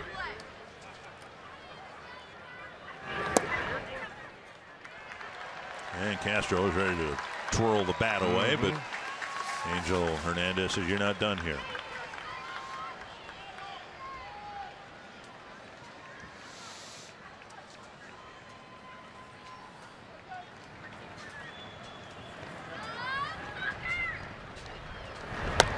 That's not close. Not even close. Well, Bruce Bochy, who, of course, hoping that Dyson can provide some relief. Dave Righetti's going to come out to the mound now. And yeah, Dyson, 29 years old. He first came to the big leagues with the Blue Jays in 2012. Then 3 seasons with the Miami Marlins until he was traded to Texas in 2015. And last year, 38 saves out of the Rangers bullpen. Dyson's the one with the glove in front of his mouth when Righetti probably would need to cover his mouth so we can't lip read what he's saying. And there's Escobar. You saw Dave Righetti right there. He was a great closer. Yeah, pretty good starting pitcher before a closer. He threw a no-hitter on the 4th of July. Did it both. Well, the Giants have to fire up the bullpen again. Morris is heading down there. Escobar taking strike 1. Yeah, Morris having a good workout down there in the bullpen. By my account, this is the 4th time he's getting up.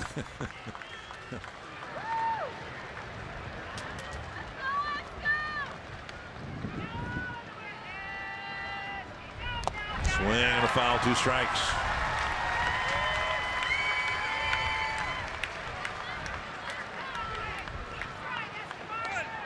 Boy, it's really blowing now, this wind. Debris all over the field.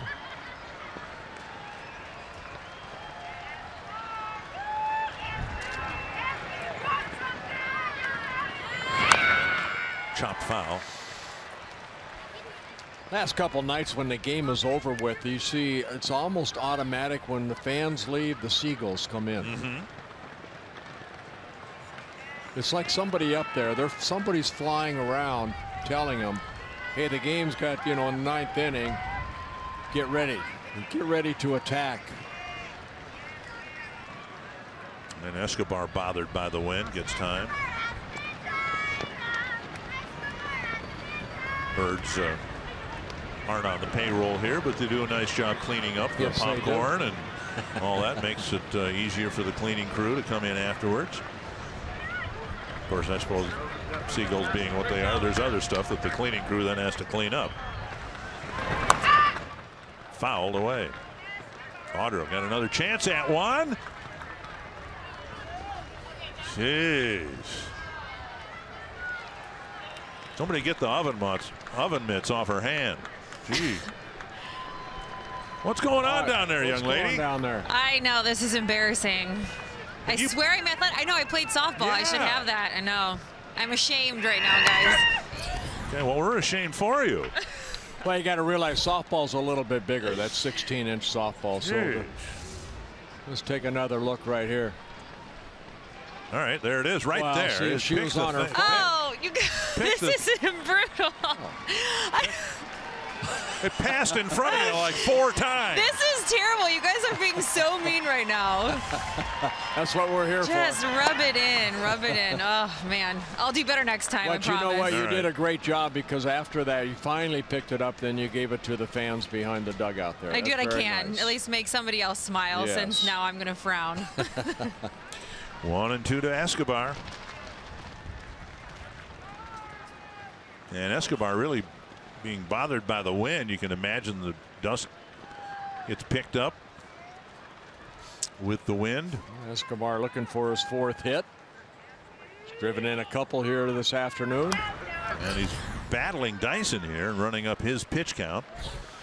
21 pitches, and Dyson still hasn't retired a batter.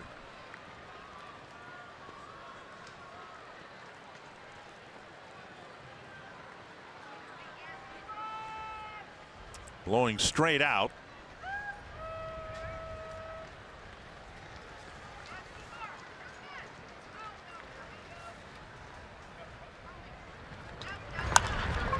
That is a ball booted by the first baseman. Posey having a tough time with the ball at first. A run scores and the bases are loaded. Yeah, we'll see how they rule this. It should be an error on Posey. That ball kind of came up on him. And now Rosario with a chance to make this a 13-10 game. Escobar should get an RBI on the error by Posey. The ball getting away from him. By the time he could get to it, Escobar crosses first base. Well, not the type of Giants debut that either the Giants wanted or Sam Dyson. Dave Righetti came out a few moments ago, and now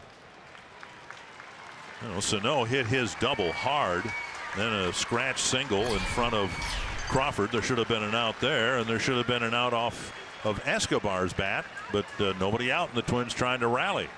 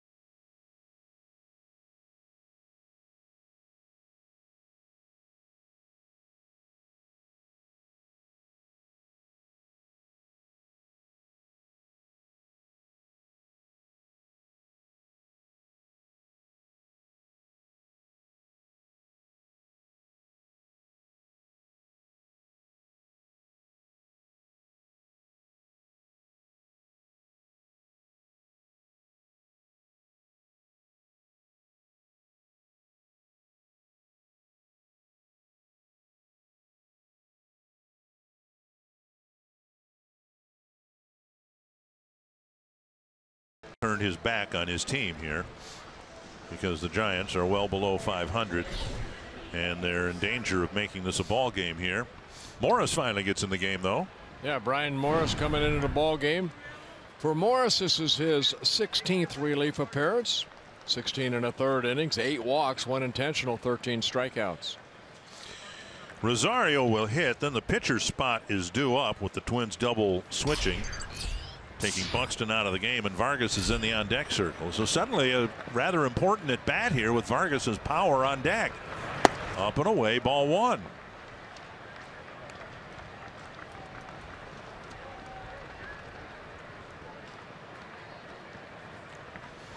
And if this continues to unravel for the Giants, they're going to have to get Melanson warmed up again because they're going to be close to pitching themselves into a save situation here.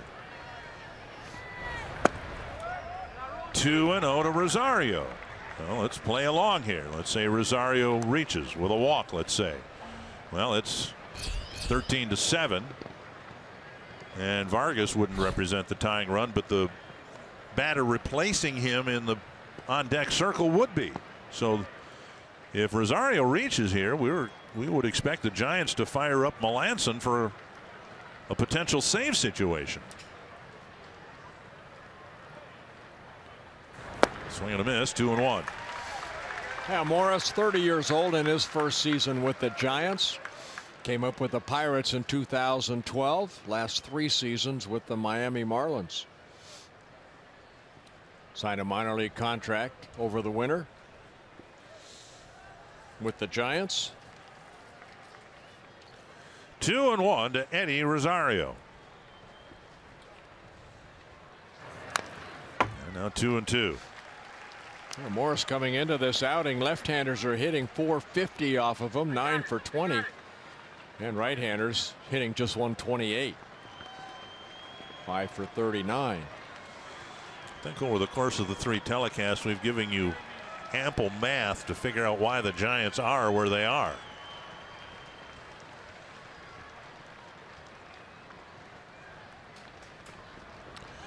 Two and two. Checked his swing, and it's a full count.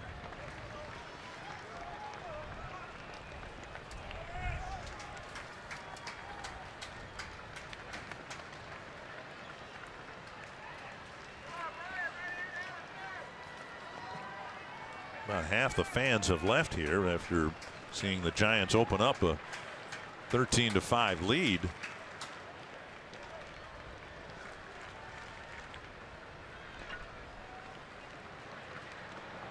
Full count to Rosario with the bases loaded and nobody out.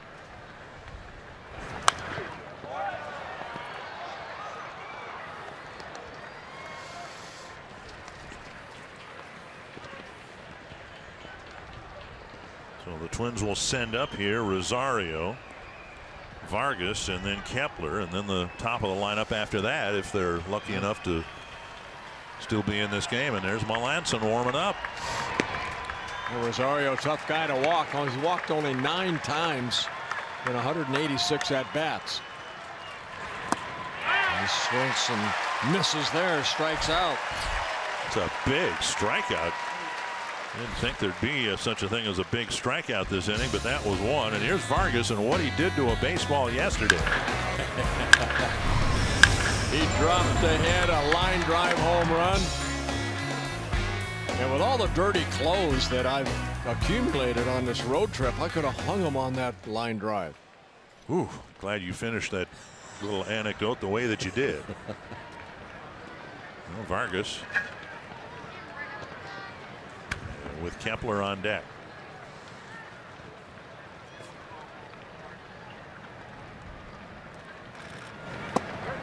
Strike one.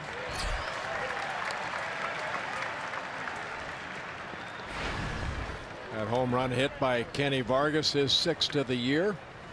As a left-handed hitter, he's hitting .310, all 6 home runs from the left side of the plate. It's a pinch hitter 1 for 3 at his big 2-run home run. And he tried to hit a 4-run home run with that swing. 2 strikes.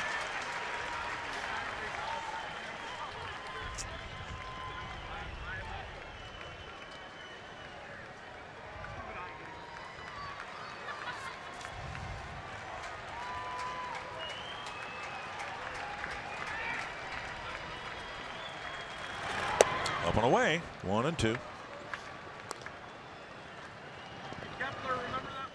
Sano started this inning with a double to left center field. There's a chance that he might get a chance to hit again this inning, the way this inning is going. Jacked his swing, 2 and 2. Morris almost walked Rosario. Now he's even the count to Vargas. Kepler, can we do a light review of your laws of planetary motion?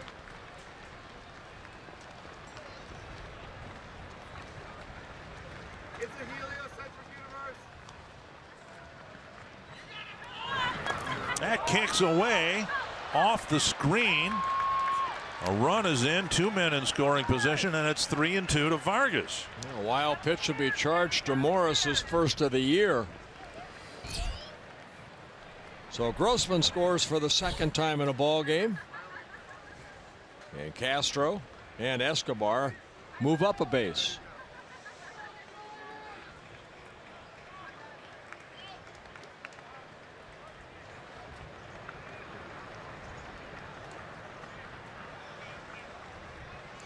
Full count to Vargas.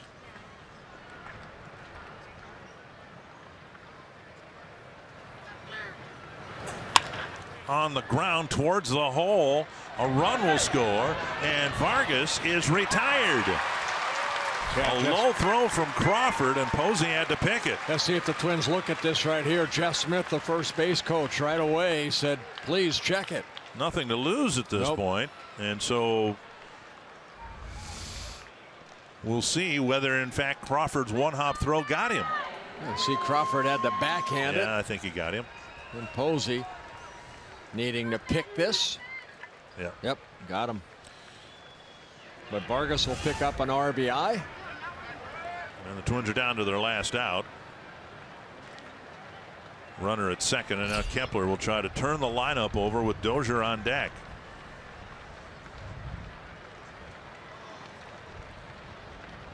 Kepler's first at bat.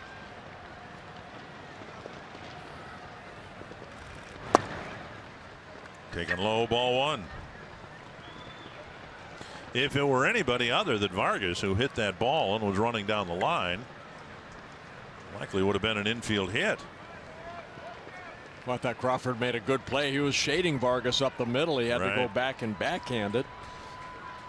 Hollow on motion made that throw to Posey over at first. 1-1 to Kepler.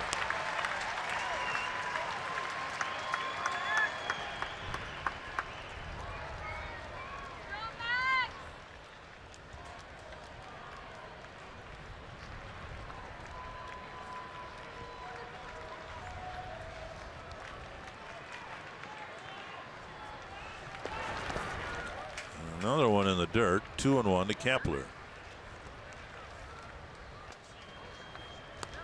First four batters reached. Only one really hit the ball hard. That was Sano. Been at least 3 errors in this inning. 1 by Posey and 2 by Audra Martin.